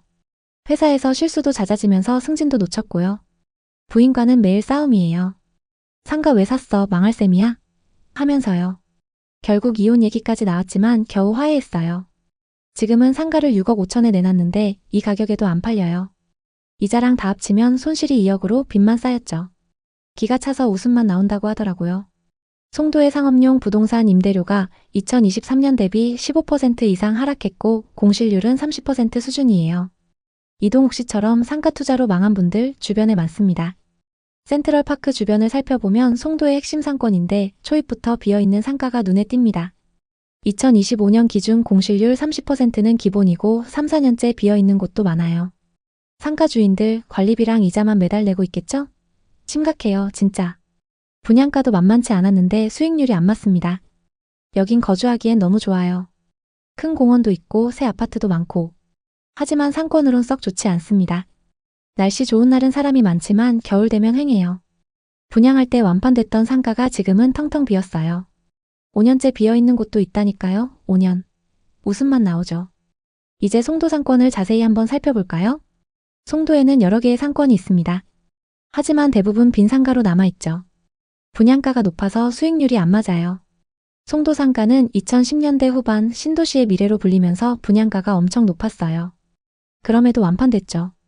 근데 지금은 임대료를 낮춰도 임차인이 안 들어와요. 왜냐하면 상권이 생각만큼 활성화되지 않았기 때문이에요. 상가 구조는 신도시답게 이쁘게 설계됐어요. 커넬워크나 트리플 스트리트 같은 곳은 해외를 연상케 하죠. 근데 공실이 많아요. 김민호 씨는 30대 후반 자영업자예요. 2019년에 커넬워크 근처에서 카페를 열었어요. 직접 분양받아서 열었죠.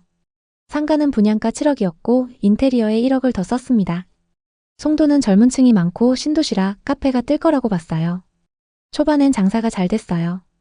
인스타 감성으로 사진 찍기 좋은 인테리어를 해서 주말엔 줄을 서서 기다릴 정도였어요. 하루 매출 200만 원을 찍은 적도 있대요. 근데 2022년부터 코로나 여파와 경제 불황으로 손님이 뚝 끊겼어요. 또 트리플 스트리트 쪽으로 상권이 이동하면서 김민호 씨 카페는 구석진 위치 때문에 발길이 줄었어요. 어느 순간부터 장사가 안 되면서 이자 내기도 버거워져서 메뉴도 추가하고 배달 서비스도 운영했지만 소용없었어요. 결국 2024년에 가게를 접게 되었습니다. 대출 이자 갚다가 개인 파산 직전까지 갔대요. 김민호 씨는 지금 택배 부업을 하면서 빚 갚고 있어요. 송도 상권 겉으론 화려하지만 속은 텅 비었어요 라고 하더라고요. 실제로 송도 상가들의 임대료가 많이 내려왔어요. 그럼에도 불구하고 임차인 찾기가 어렵습니다. 송도 상권의 문제점도 짚어볼게요. 송도 상가는 기획 단계에서부터 돈을 엄청 들였어요. 유럽풍 디자인, 인공호수, 수상택시까지. 근데 워낙 수요가 부족합니다. 게다가 상가들이 외부에만 있어서 겨울철엔 춥고 비 오면 손님들이 우산을 쓰고 다녀야 해요. 쇼핑몰처럼 실내로 연결된 구조가 아니죠. 통행도 불편하고 지하 연결도 안 돼 있어요. 밤 되면 조명은 운치 있지만 너무 덥거나 추울 때는 손님 발길이 뚝 끊겨요. 이런 게 아쉬운 점입니다. 송도 상권 겉으론 이쁘지만 실속은 없다는 거죠. 이제 송도 부동산의 미래를 생각해 볼까요?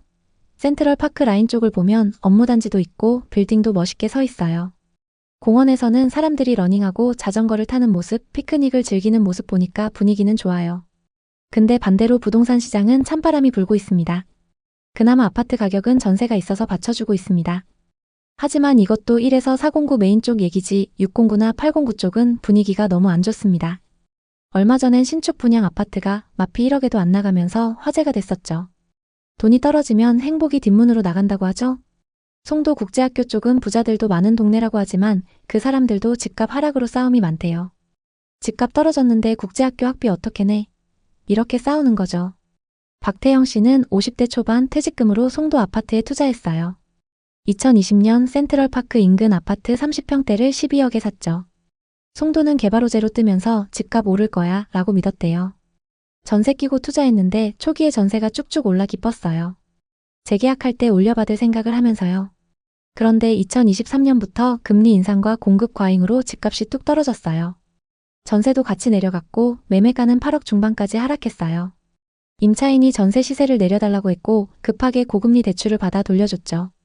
박태영 씨는 집을 팔고 싶었지만 너무 떨어져서 팔 수도 없었습니다. 팔면 손해만 3억이 넘기 때문이었죠. 집값이 오를 거라던 부동산과 유튜브만 믿고 무리해서 투자했던 게 실수였습니다. 부인과는 집 사지 말자고 했잖아. 이제 우리 어떡해? 하면서 매일 큰 소리로 싸웠죠. 박태영 씨는 지금도 열심히 빚을 갚고 있지만 아직 갈 길이 멉니다. 스트레스로 고혈압까지 생겼죠. 부동산이 하락하면 가족들끼리 사이가 나빠지기 마련입니다. 가정의 미래가 걸릴 정도로 큰 돈이 들어가기 때문인데요. 그래서 이런 분들을 보면 더 안타깝습니다. 그럼 송도 부동산 바닥은 어디일까요? 2025년 들어 송도 아파트 시장은 더 큰 폭으로 하락했어요. 대표단지 전용 84타입이 12억 4천만 원에서 9억 4천만 원으로 3억 하락했어요. 송도 외곽 아파트들은 고점 대비 30% 이상씩 빠진 거래가 나타나고 있죠. 게다가 거래량도 저조하기 때문에 당분간 부진이 이어질 거예요. 거래량은 2025년 초 기준 2024년에 비해서 조금 늘었지만 6월 규제가 시작되면서 급격히 감소했습니다. 자세히 살펴보면 아파트가 62%, 분양권 21%, 오피스텔 17%로 매우 저조해요. 상업용 부동산은 임대료가 하락세지만 수요가 더 크게 줄어들며 침체가 더 악화되고 있습니다. 상업시설과 생숙 등 비주거용 부동산의 미분양 매물이 넘쳐나는 가운데 기존에 분양받았던 투자자들까지 매물을 던지면서 공급이 폭증하고 있습니다. 할인 분양과 분양 혜택에도 손님이 아예 없죠. 분양받은 개별 소유자들은 공실 때문에 이자 내기도 어려운 상황입니다. 그나마 아파트는 상황이 좋은 편이지만 그것도 비주거용 부동산과 비교했을 때 얘기입니다. 객관적으로 봤을 때 아파트 자체도 분위기가 좋지 않습니다. 인천의 아파트 매물은 2025년 9월 기준 3만 8천 건으로 작년 말 대비 20% 늘었어요. 2019년부터 2021년까지 입주 물량이 늘어나면서 공급 과잉 현상이 심했어요. 갭 투자로 산 아파트 때문에 큰 손실 보는 사례도 많아요. 전문가들은 2026년까지 하락세가 이어질 거라고 보고 있습니다. 부동산 규제와 인천의 공급 과잉 때문이죠. 그래도 희망은 있어요. 송도국제학교, 업무단지, 백화점 같은 인프라가 탄탄하니까요. 장기적으로 반등 가능성도 있습니다. 하지만 지금은 신중해야 합니다. 특히 상가 투자는 더더욱요. 부동산 투자 겉으론 화려해 보여도 속은 텅 빈 경우가 많아요. 상가 투자로 망하고 가게 접고 퇴직금 날린 사례 주변에 널렸어요. 부동산은 주식처럼 자주 바꿀 수 있는 게 아니에요. 한 번 선택이 평생을 좌우할 수 있죠. 송도 투자를 생각하신다면 꼭 현장에 와서 확인하세요. 공실률, 임대료, 거래량 다 체크하셔야 해요. 부동산은 한 번 선택이 중요합니다. 특히 상업용 부동산은 더 신중해야 해요. 오늘 이야기 어떠셨나요? 혹시 이와 비슷한 부동산 고민이나 경험이 있으신가요? 여러분의 이야기가 있다면 자유롭게 공유해주세요. 당신의 경험이 누군가에게 큰 힘이 될 수 있습니다. 오늘의 이야기에 공감하셨다면 구독과 좋아요를 눌러주세요. 오늘도 시청해주셔서 감사합니다. 다음 편엔 더 좋은 내용으로 찾아뵙겠습니다. 강남 신사동의 한 신축 건물이 준공 후 공실로 방치되다가 공매로 넘어갔는데 무려 20억 손해를 보고 거래됐어요. 이 건물은 원래 핫플레이스로 기대됐지만 임대료가 비싸서 임차인이 없었어요. 가로수길은 공실률 40%, 청담동 17%로 상권이 몰락하고 있어요. 임대료는 평당 수십만 원을 고집하면서 안 내린다며 버티다가 파산하는 거예요. 이영미 씨는 2020년에 상가를 샀어요. 30평, 분양가 20억, 대출이 12억이었죠. 당시에는 그 정도 대출은 쉽게 받을 수 있었어요. 그리고 그마저도 서로 사려고 했죠. 처음엔 카페가 들어와 월세 800만 원을 받았어요. 그런데 금리 인상으로 매출이 반토막 나면서 임차인이 버티기 어려워졌죠. 그 이후 공실로 유지된 지 2년 반, 이자만 1억 5천만 원 날렸어요. 주변 상가들도 비슷해서 서로 렌트프리를 주면서 경쟁은 더 치열해졌죠. 결국 손해를 보면서 팔기로 결심했지만 요즘 상가의 거래가 뜸하다 보니 문의조차 없는 상황입니다. 지금 우리나라, 특히 서울 강남권의 상가시장은 얼마나 깊은 절망의 구렁텅이에 빠져 있을까요? 제가 오늘 여러분께 들려드릴 이야기는 단순한 통계나 뉴스 모음이 아니에요. 직접 부동산 투자에 뛰어들었다가 피눈물 흘리며 실패한 실제 경험들을 바탕으로 한 내용입니다. 상가 공실이 어떻게 투자자들을 악몽 속으로 몰아넣고 있는지 말씀드리겠습니다. 이 영상을 보시고 나면 여러분도 상가 투자에 대해 다시 한번 깊이 생각하게 되실 거예요. 먼저 서울의 상황부터 천천히 짚어보죠. 서울의 다른 지역들도 거의 다 마찬가지지만 특히 강남의 경우는 상가 공실이 유독 많아지고 있어요. 강남구, 서초구, 송파구 같은 곳들을 걸어보시면 알겠지만 번화한 거리 한복판에 임대라는 스티커가 붙은 상가들이 줄지어 있어요. 건물 1층 전체가 비어있고 그 스티커가 햇빛에 발해서 누렇게 변한 채로 몇 달, 아니 몇 년째 방치된 곳들이 수두룩하죠.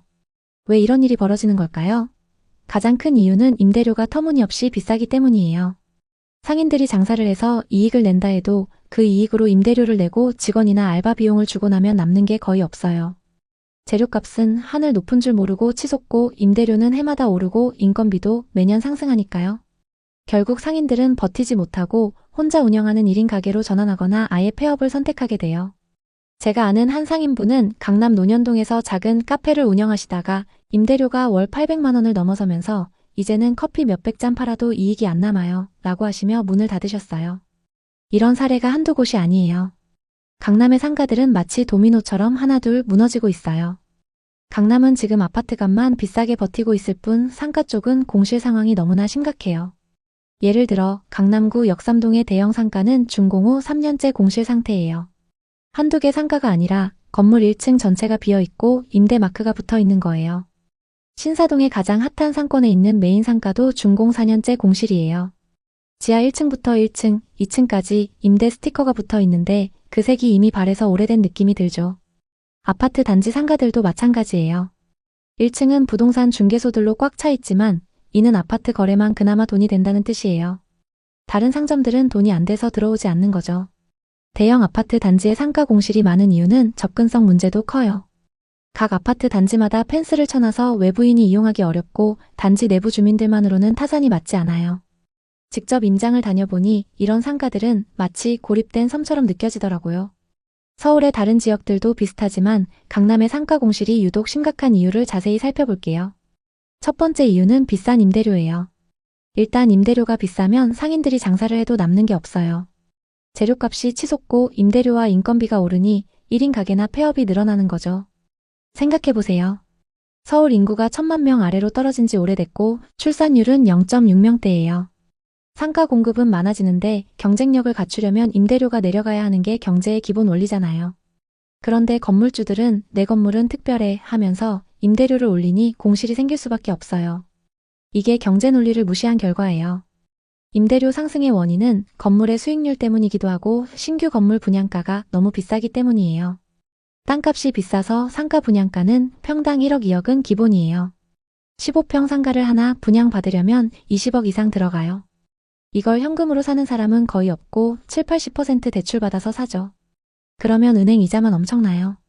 이자를 커버하려면 임대료를 비싸게 책정할 수밖에 없어요. 20평대 김밥집이라도 1층은 월 임대료가 7~800만 원이에요. 그래서 강남에 김밥집이 사라지고 카페나 빵집이 들어오는데 그마저도 좁아서 손님들이 안 가요. 이게 악순환의 고리예요. 전체 상가의 영업 패러다임이 바뀌고 있어요. 김민준 씨도 2018년쯤 부동산 투자에 처음 뛰어들었어요. 주변에서 강남 상가를 사면 평생 먹고 산다는 소리가 들려오니까 탐욕에 눈이 멀었죠. 본인 돈 5억에 대출 10억을 끌어 강남 역삼동에 20평 상가를 샀어요. 분양가는 15억이었어요. 위치가 핫플레이스라 대박이라고 생각했어요. 이자만 매달 300만 원 이상 나가는데 임대료로 커버될 거라 믿었어요. 처음엔 카페 임차인이 들어와 월세 500만 원을 받았어요. 그런데 코로나가 터지면서 유동 인구가 뚝 떨어졌어요.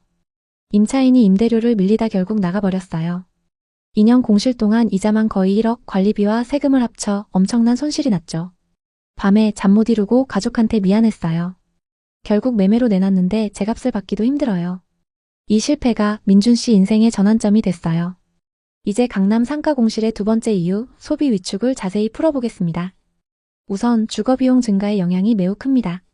아파트 대출과 월세, 자녀 학원비, 생활비가 소득 증가를 앞지르니 지갑이 다치게 됩니다. 부동산 자산가들은 근로소득 외에도 자산소득이 있지만 그렇지 않은 사람들은 주거비용조차 부담됩니다. 그러다 보니 점점 고가의 지출부터 줄이게 되는 거죠.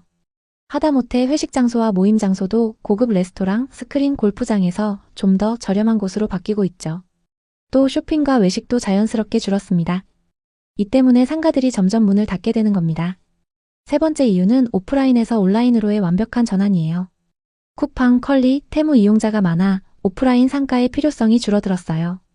장사하는 사람들조차 온라인으로 사업을 전환하다 보니 자연스럽게 상가 공실이 많아지게 된 거죠. 고금리 시대의 건물주들은 이자 부담으로 버티기 힘들어지고 있습니다. 금수저나 다이아 수저가 아닌 이상 대부분 건물을 살 때 대출을 받아서 사기 때문에 점점 더 어려운 상황입니다. 최근 들어 강남 상가 공실이 폭증하고 있습니다. 충격적인 거래도 있는데요. 강남 신사동의 한 신축 건물이 준공 후 공실로 방치되다가 공매로 넘어갔는데 무려 20억 손해를 보고 거래됐어요. 이 건물은 원래 핫플레이스로 기대됐지만 임대료가 비싸서 임차인이 없었어요. 공실률이 20%를 넘은 강남 전체에서 이런 사례가 쏟아지죠. 가로수길은 공실률 40%, 청담동 17%로 상권이 몰락하고 있어요. 강남역 인근 상가도 공실 폭탄인데 임대료는 평당 수십만 원을 고집하면서 안 내린다며 버티다가 파산하는 거예요. 논현역 주변의 상가들은 공실률 21%, 압구정은 12%예요. 이영미 씨는 2020년에 송파구 상가를 샀어요. 30평, 분양가 20억, 대출이 12억이었죠. 당시에는 그 정도 대출은 쉽게 받을 수 있었어요. 그리고 그마저도 서로 사려고 했죠. 처음엔 카페가 들어와 월세 800만 원을 받았어요. 그런데 금리 인상으로 매출이 반토막 나면서 임차인이 버티기 어려워졌죠. 그 이후 공실로 유지된 지 2년 반. 이자만 1억 5천만 원 날렸어요. 주변 상가들도 비슷해서 서로 렌트프리를 주면서 경쟁은 더 치열해졌죠. 결국 손해를 보면서 팔기로 결심했지만 요즘 상가의 거래가 뜸하다 보니 문의조차 없는 상황입니다. 앞으로 상업시설의 전망을 해보자면 일단은 미래가 어둡습니다. 이런 상황이 지속되면 상가는 영원히 빈 공간이 될 수 있어요. 인구 감소와 오프라인의 온라인화로 오프라인 상가의 필요성이 사라지고 있죠. 서울에서 가장 좋다는 강남도 공실률이 20~30%입니다. 아무리 부동산 규제를 풀어도 임대료가 낮아지지 않으면 안 됩니다. 상업용 부동산은 자칫 잘못하다간 1990년대 일본처럼 될 수 있습니다. 버블 붕괴 때 상가 공실이 폭증했고 가격이 폭락했던 것처럼요. 어떤 투자도 마찬가지겠지만 부동산 투자는 항상 끝물에 산 사람들이 피해를 보게 되어 있습니다. 지난 상승장에서 가장 나중에 오른 부동산이 상업용 부동산이었죠. 그만큼 끝물에 투자한 사람들이 많고 그래서 상업용 부동산이 더욱 어려운 상황입니다. 상업용 부동산은 상권 조사가 우선되어야 합니다. 그리고 임대료가 적정 수준인지 주변 공실의 임대료와 위치를 충분히 비교해봐야 하죠. 만약 매매를 한다면 대출 비율은 최대한 낮추고 이자를 감당할 수 있는 선에서 접근해야 합니다. 공실이 오래된 상업용 부동산일수록 가격 협상하기 좋다는 점도 염두에 두시면 좋겠네요. 상업용 부동산의 절망적인 현실을 살펴봤는데요. 물론 지금도 상업용 부동산에 투자해서 큰 수익을 내는 분들도 있습니다. 오프라인의 장점을 잘 살리면서 자신의 사업을 확장하는 분들이 그런 케이스죠. 위험성이 많은 상업용 부동산. 하지만 만약 여러분의 사업이 오프라인의 장점을 살릴 수 있고 수익률을 더 높여서 건물이나 상가의 가치를 높일 수 있다면 상업용 부동산을 적극적으로 고려해 보시는 것도 좋습니다. 혹시 이와 비슷한 부동산 고민을 하고 계신가요? 여러분의 이야기가 있다면 자유롭게 공유해 주세요. 당신의 경험이 누군가에게 큰 힘이 될 수 있습니다. 오늘의 이야기에 공감하셨다면 구독과 좋아요를 눌러주세요. 오늘도 시청해 주셔서 감사합니다. 다음 편엔 더 좋은 내용으로 찾아뵙겠습니다. 이제 우리도 스타벅스 주인이야. 상가 가격도 계속 오를 거래. 계약 후 몇 달은 모든 게 꿈만 같았습니다. 스타벅스 매출이 꾸준히 오르면서 월세 수익도 점점 늘어났습니다. 처음엔 월 300만 원 정도 들어오던 수익이 400만 원까지 치솟았습니다. 수익률은 6%가 넘었죠. 지금 그 스타벅스 상가는 어떻게 됐을까요? 김진영 씨는 올해 48세로 12년째 식당을 운영하고 있습니다. 아내 이수지 씨는 46세로 식당에서 주방과 매출 관리를 도맡아 했죠. 부부의 식당은 신선한 재료와 특제 소스로 입소문이 나며 주말이면 대기줄이 길게 늘어서는 명소가 되었습니다. 10년 넘게 임대상가에서 식당을 운영하며 땀 흘린 덕에 부부는 꽤 많은 돈을 모았습니다. 하지만 매달 내는 월세와 불안정한 임대 생활은 그들의 마음을 무겁게 했습니다. 진영 씨는 늘 생각했습니다. 이렇게 열심히 일하는데 우리만의 자산이 없으면 언제까지 이렇게 살아야 하나? 수지 씨도 동의했습니다. 언젠가는 우리도 안정적인 수익원이 필요해. 진영 씨는 밤마다 잠을 이루지 못하며 생각했습니다.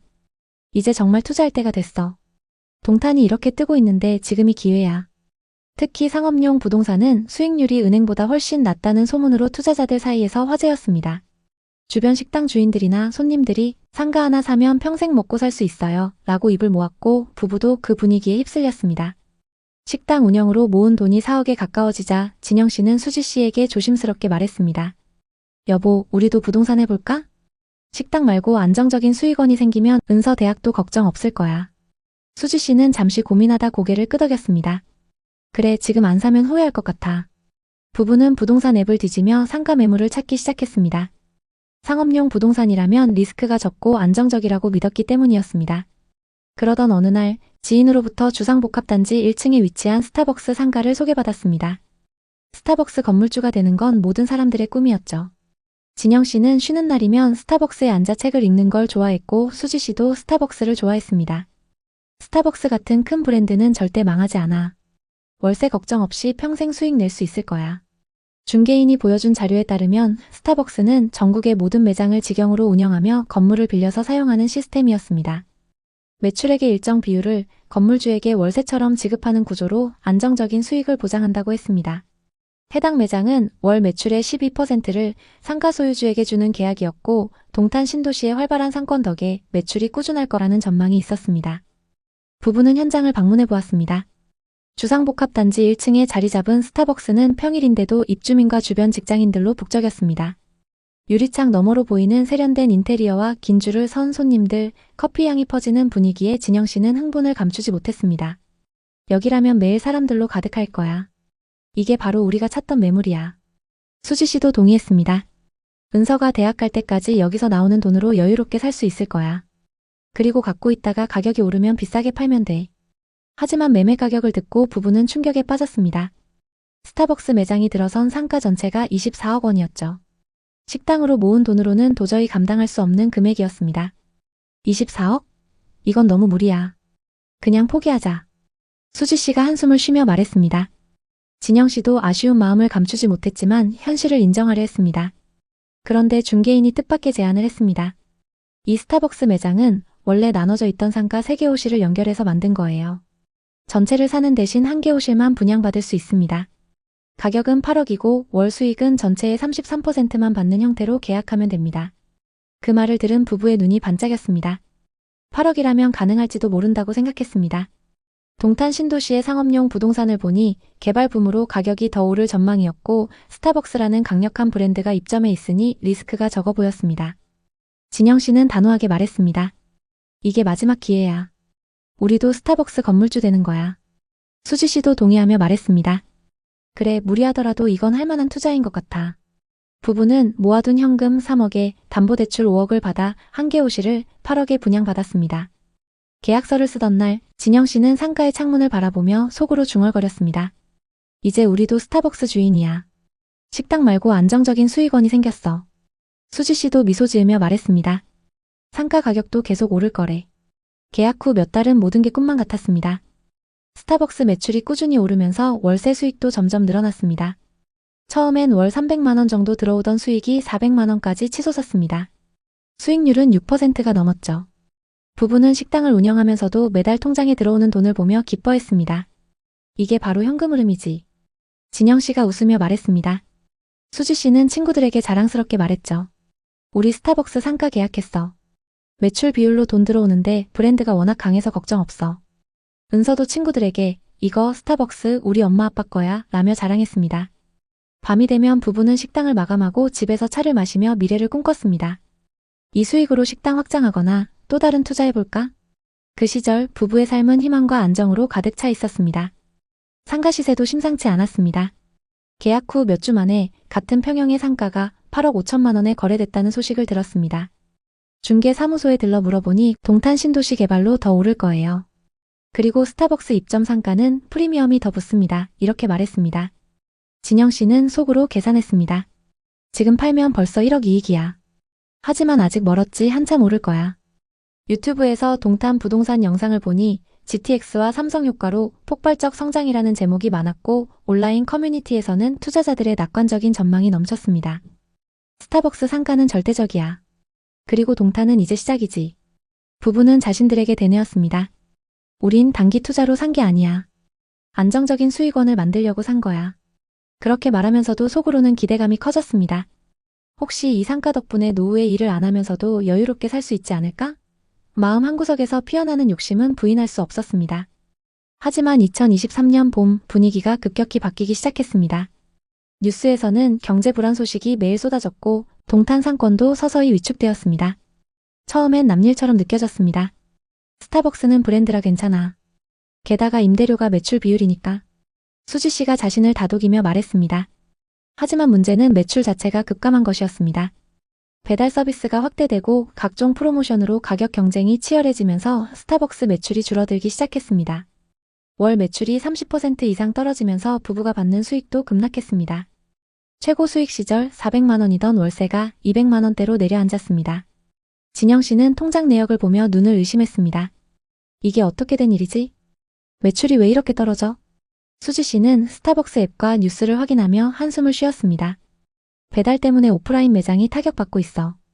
그리고 프로모션으로 마진도 줄고 있는 것 같아. 더 큰 문제는 따로 있었습니다. 예전처럼 여러 호실을 연결한 상가는 이제 대출 규제가 강화되어 팔기 어려워졌습니다. 중개인에게 물어보니 분양된 호실 하나만으로는 신규 대출이 어렵다네요. 그래서 전체를 사려는 사람만 찾는데 그런 사람이 거의 없어요. 이런 답변이 돌아왔습니다. 게다가 동탄 신도시 주변에 스타벅스 매장이 새로 생기면서 경쟁이 심해졌습니다. 진영 씨는 쉬는 날 매장 주변의 상가를 둘러봤습니다. 비슷한 평형의 상가가 7억에 나온 걸 보고 가슴이 철렁했습니다. 이 상가는 위치도 좋은데 왜 이렇게 싸게 나왔지? 수지 씨는 한숨을 쉬며 말했습니다. 5억 대출이 이제 짐이야. 우리가 너무 무리했던 걸까? 2024년 여름 상황은 더 악화되었습니다. 스타벅스 매출은 최고점에서 30% 이상 하락했고 부부가 받는 월세는 이자를 겨우 감당하는 수준이었습니다. 게다가 운영하던 식당 매출도 줄어들었습니다. 부부는 식당 마감 후 가계부를 들여다보며 지출을 줄일 방법을 고민했습니다. 또 다른 투자는커녕 이자와 월세마저 부담스러워졌습니다. 수지 씨는 은서 입시학원을 하나 더 보내지 못해 미안한 마음이 들었습니다. 진영 씨는 식당에서 늦게까지 손님을 기다리며 생각했습니다. 식당이라도 잘 돼야 할 텐데 라고 말하는 목소리는 떨렸습니다. 수지 씨도 우울했습니다. 스타벅스 건물주 꿈이 이게 다야. 그날 밤 진영 씨는 은서가 자는 방을 들여다봤습니다. 상가를 산 후 수익으로 좋은 대학에 보내주려고 했던 순간이 떠올랐습니다. 하지만 이제 그 상가는 애물단지가 되어버렸습니다. 유튜브에서는 동탄 상권은 아직 바닥 아니다. 공실 계속 늘어나고 있다. 이런 영상이 넘쳤고 커뮤니티에서는 스타벅스도 이제 끝났다. 이런 제목의 글이 올라오기 시작했습니다. 수지 씨는 커피를 마시며 말했습니다. 우리 이러다 영원히 대출만 갚다 끝나는 거 아니겠지? 진영 씨는 아무 대답도 하지 못했습니다. 상가를 산다는 건 단순히 오를까 내릴까의 게임이 아니었습니다.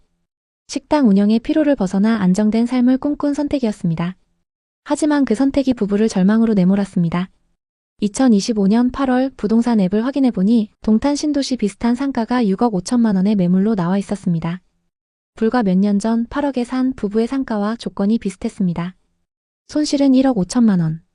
더 충격적인 건 그 금액에 나온 상가들도 계약이 되지 않는다는 사실이었습니다. 진영 씨는 휴대폰을 내려놓고 아무 말도 하지 않았습니다. 이젠 놀랍지도 않았습니다. 시세 하락은 더 이상 충격이 아니라 일상이 되었습니다. 그날 저녁 수지 씨가 조용히 말했습니다. 우리 그냥 계속 버텨보자. 팔아도 손해고 수익이라도 조금씩 들어오니까. 진영 씨는 고개를 끄덕였습니다. 이제는 체념할 수밖에 없었죠. 부부는 상가를 팔고 싶어도 팔 수 없었습니다. 동탄뿐만 아니라 상업용 부동산 시장 자체가 최악의 상황으로 치닫고 있었기 때문이죠. 상가 수익은 줄었지만 식당 운영으로 버틴 결과 매출이 조금씩 오르기 시작했습니다. 프랜차이즈들이 생기면서 어려워졌지만 신선한 재료와 좋은 서비스로 기존 고객들이 다시 찾아오기 시작했던 거죠. 부부는 고정 지출을 줄이고 식당 운영에 전념하고 있습니다. 더 이상 주변에 우리 스타벅스 건물주예요 라고 말하지 않게 되었습니다. 진영 씨는 어느 날 상가를 지나며 조용히 생각했습니다. 이거 괜히 산 걸까? 그때 안 샀으면 어땠을까? 실제로 동탄 신도시의 상가들은 2021년 삼성 효과로 가격이 폭등했지만 2025년 들어 매출 하락과 대출 규제 강화로 시세가 30% 이상 하락한 사례가 많습니다. 심지어 하락한 가격에도 거래가 안 되고 있는 상황이죠. 예를 들어 비슷한 주상복합 상가가 2021년 10억 원대에 거래됐던 게 2025년 7억 원대로 내려앉았습니다.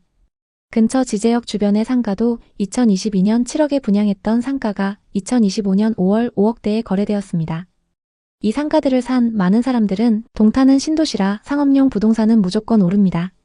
브랜드 입점 상가는 안전자산입니다. 이런 말에 이끌렸습니다. 각자의 이유로 확신이 가득했던 선택이었습니다. 하지만 결과는 팔지도 못하고 높은 이자만 갚으며 버티는 이들이 늘어나고 있습니다. 그나마 앞서 살펴본 부부처럼 유명 업체와 계약으로 임대료를 받고 있는 사람들은 낫죠. 공실로 유지되는 상가들이 수도 없이 많습니다. 그렇다고 모두가 실패했다고 단정 지을 수는 없습니다. 누군가는 손해본 부분을 만회하기 위해 매일 노력하며 살아가고 있기 때문입니다. 상가값은 하락했지만 삶은 계속되었죠. 최근 정부의 부동산 정책 변화로 규제가 심해지고 있고 스타벅스처럼 브랜드 매장이어도 매출 하락이 계속되고 있습니다. 여전히 어려운 상황인 건 사실이죠. 부동산, 특히 상업용 부동산에 투자할 때는 어떤 업종을 임차하고 어느 정도의 매출이 나올지를 먼저 생각해야 합니다. 만약 여러분도 투자 계획이 있다면 무리한 대출은 피하고 시장 흐름을 꼼꼼히 체크하시길 바랍니다. 혹시 부동산 투자로 성공하거나 실패했던 경험이 있다면 댓글로 공유해주세요. 여러분의 경험이 누군가에게 큰 힘이 될 수 있습니다. 오늘의 이야기에 공감하셨다면 구독과 좋아요를 눌러주세요. 오늘도 시청해주셔서 감사합니다. 다음 편엔 더 좋은 내용으로 찾아뵙겠습니다. 그녀는 2022년 말 서울의 1800세대 규모 신축 아파트를 분양받았어요. 전용 84타입 분양가 16억. 그녀는 분양권 투자로 시세 차익을 노리겠다는 생각이었어요. 전세 세입자를 구해서 전세금으로 중도금 대출과 잔금을 메우고 계약금과 일부 돈만 가지고 신축 아파트를 소유할 생각이었죠. 하지만 대출 규제가 터지면서 모든 게 무너졌어요. 전세 대출이 금지되자 임차인에게 전세 주면서 새 집을 소유하는 게 불가능해졌습니다. 전세입자들 중 현금 부자는 없고 대부분 대출에 의존하는 사람들인데 이제 대출이 불가능하기 때문에 다들 발길을 돌렸죠. 그녀는 결국 담보대출로 해결해보려고 했지만 그마저도 한도가 막혀서 불가능했습니다. 결국 모자란 돈은 대부업체에서 10% 이상의 금리로 빌려야 하는 상황입니다. 대체 무슨 일이 일어나고 있는 걸까요? 오늘은 서울 수도권 신축 아파트를 분양받은 분들의 뼈아픈 사연을 소개하려고 합니다. 입주는커녕 계약을 포기해야 하는 상황에 처한 분들이 상당히 많은데요. 임차인들의 전세대출 자금으로 집주인들이 잔금을 치르려던 계획이 산산조각 난 거예요. 이 때문에 집주인들은 피가 마르는 고통을 겪고 있어요. 제가 직접 현장에 다녀온 이야기와 실제 투자자들의 생생한 사례를 전달드리겠습니다. 오늘의 주제는 실제 사례를 담았기 때문에 여러분이 공감할 수 있을 거예요. 자, 시작해볼까요? 제가 왜 이 주제를 다루냐면 지금 비슷한 상황에 처한 분들이 너무 많기 때문이에요. 신축 분양 아파트를 계약해서 전세금으로 잔금을 치르려다가 규제 때문에 이자 폭탄을 맞고 결국 계약을 포기하거나 큰 손해를 보게 되는 상황. 그 절망감 오늘 이야기를 통해 직접 느껴보시죠. 먼저 서울의 한 신축 아파트 단지의 상황을 살펴보겠습니다. 건설사가 지정한 입주 기간이 한 달 전에 끝났는데 아직도 빈집들이 대부분입니다. 이사 차량은 가끔 한 대씩 보일 뿐이고 지난달 입주율은 겨우 48%에 그쳤습니다. 왜 이런 일이 벌어졌을까요? 바로 정부의 부동산 규제 때문이에요. 이 규제는 소유권 이전 조건부 전세 대출을 전면 금지시켰어요. 임차인이 대출을 받아 전세금을 주고 그 돈으로 집주인이 잔금을 치르는 갭투자 방식이 완전히 막힌 거죠. 규제가 시작되면서 집주인들은 임차인을 구하지 못하고 있어요. 특히 신축 분양 아파트 집주인들 대부분이 그런 상황입니다. 제가 현장에서 만난 한 집주인은 이렇게 말하더군요. 전세 임차인만 구하면 잔금을 메울 수 있었는데 이제 그게 안 된다네요. 제2금융권에서 고금리 대출을 알아보고 있어요. 그렇게 되면 이자만 매달 수백만 원이 나가요. 투자라고 해봤자 빚만 쌓이는 기분이에요. 수많은 가족들의 생계를 위협하는 상황입니다. 이현정 씨는 30대 후반 직장인입니다. 2022년 말 서울에 1800세대 규모 신축 아파트를 분양받았어요. 전용 84타입 분양가 16억.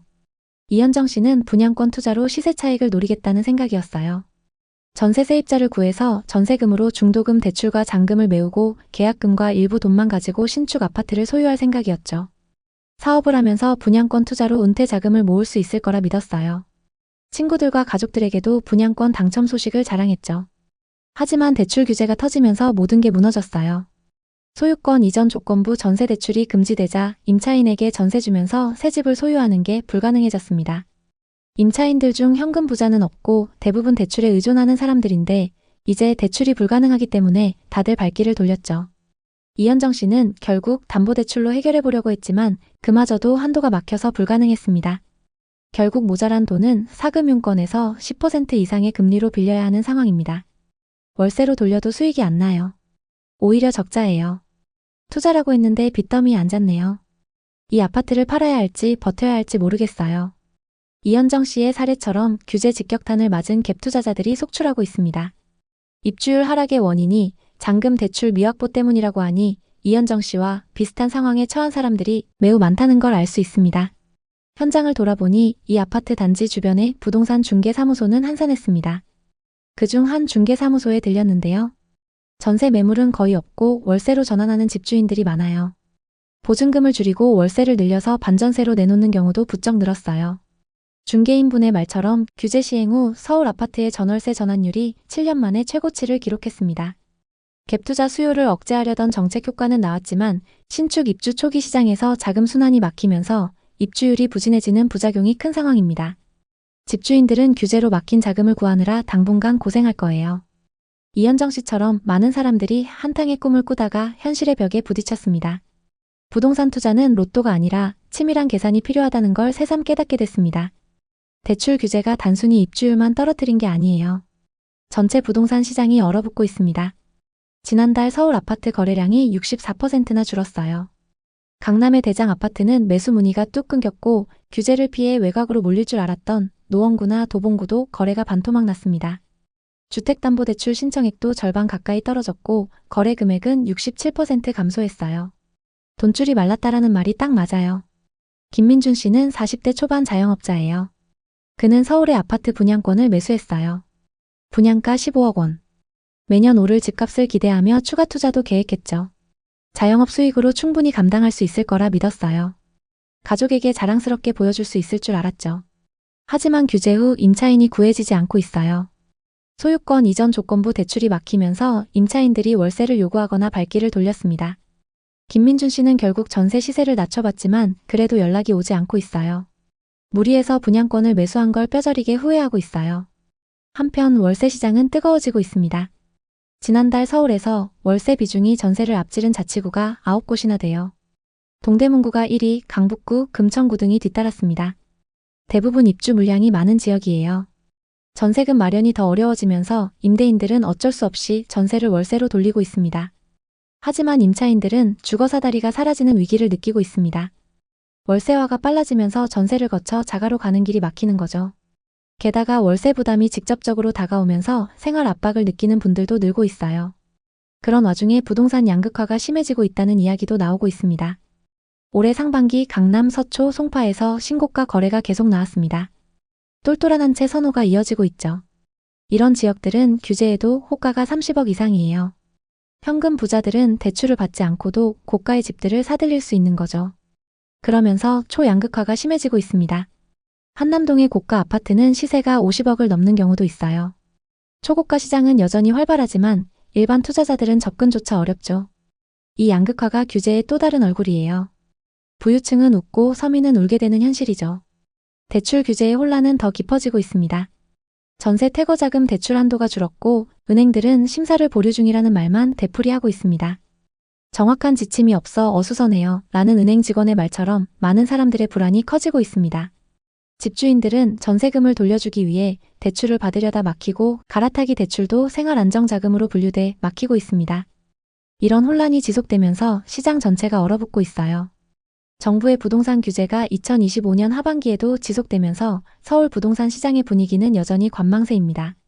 최근 인터넷 자료들을 보니 정부의 대출 규제 후 서울 아파트 거래량이 64% 급감했지만 7월 매매 4건 중 1건이 신고가를 기록할 정도로 양극화가 심해졌다고 해요. 중저가 실수요자들은 대출 의존도가 높아 거래가 위축되고 있지만 현금 부자들의 고가 매수로 가격 상승세가 멈추지 않고 있어요. 전문가들은 대출 규제 효과는 있지만 공급 확대 없인 한계가 뚜렷하다고 분석하죠. 내년 서울 입주 물량이 올해 대비 40% 급감할 전망이니 집값 상승 압력이 더 커질 거예요. 정부의 대규모 공급 대책이 나왔지만 빨라야 5년이고 더 오래 걸릴 것이라는 예측이 많습니다. 다만 대출 규제의 영향이 중저가 시장에 직접적으로 미치고 있어요. 2025년 6월 27일부터 수도권 규제지역 주택담보대출 한도가 6억으로 제한되고 1주택자 전세대출 한도가 2억으로 줄면서 수요가 급격히 줄어들었어요.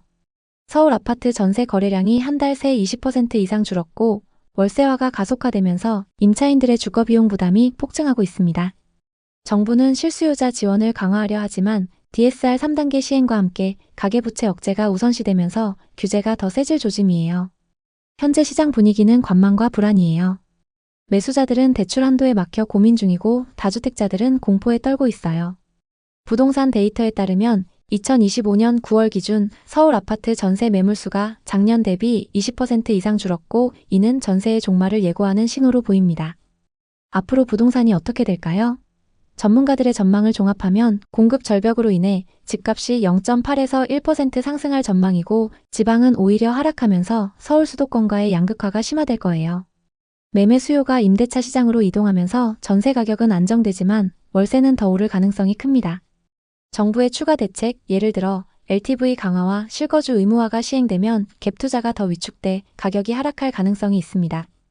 현재로선 섣부른 투자는 금물이라는 조언이 지배적입니다. 규제가 강해질수록 현금 흐름이 안정된 투자만 살아남아요. 여러분, 지금 시장 분위기는 기다림의 시간이에요. 거래는 줄고 가격은 주춤하지만 앞으로 어떻게 될지 시장의 변화를 잘 살펴봐야 합니다. 이럴 때일수록 현금 비중을 높이고 장기 보유 전략으로 가세요. 단기 한탕을 노린 투자는 위험할 수 있습니다. 앞으로의 시장은 더 복잡해질 테니 계속 영상 시청해 주시면서 대응하시기 바랍니다. 오늘 이야기 어떠셨나요? 혹시 이와 비슷한 부동산 고민이나 경험이 있으신가요? 여러분의 이야기가 있다면 자유롭게 공유해 주세요. 당신의 경험이 누군가에게 큰 힘이 될 수 있습니다. 오늘의 이야기에 공감하셨다면 구독과 좋아요를 눌러주세요. 오늘도 시청해 주셔서 감사합니다. 다음 편엔 더 좋은 내용으로 찾아뵙겠습니다.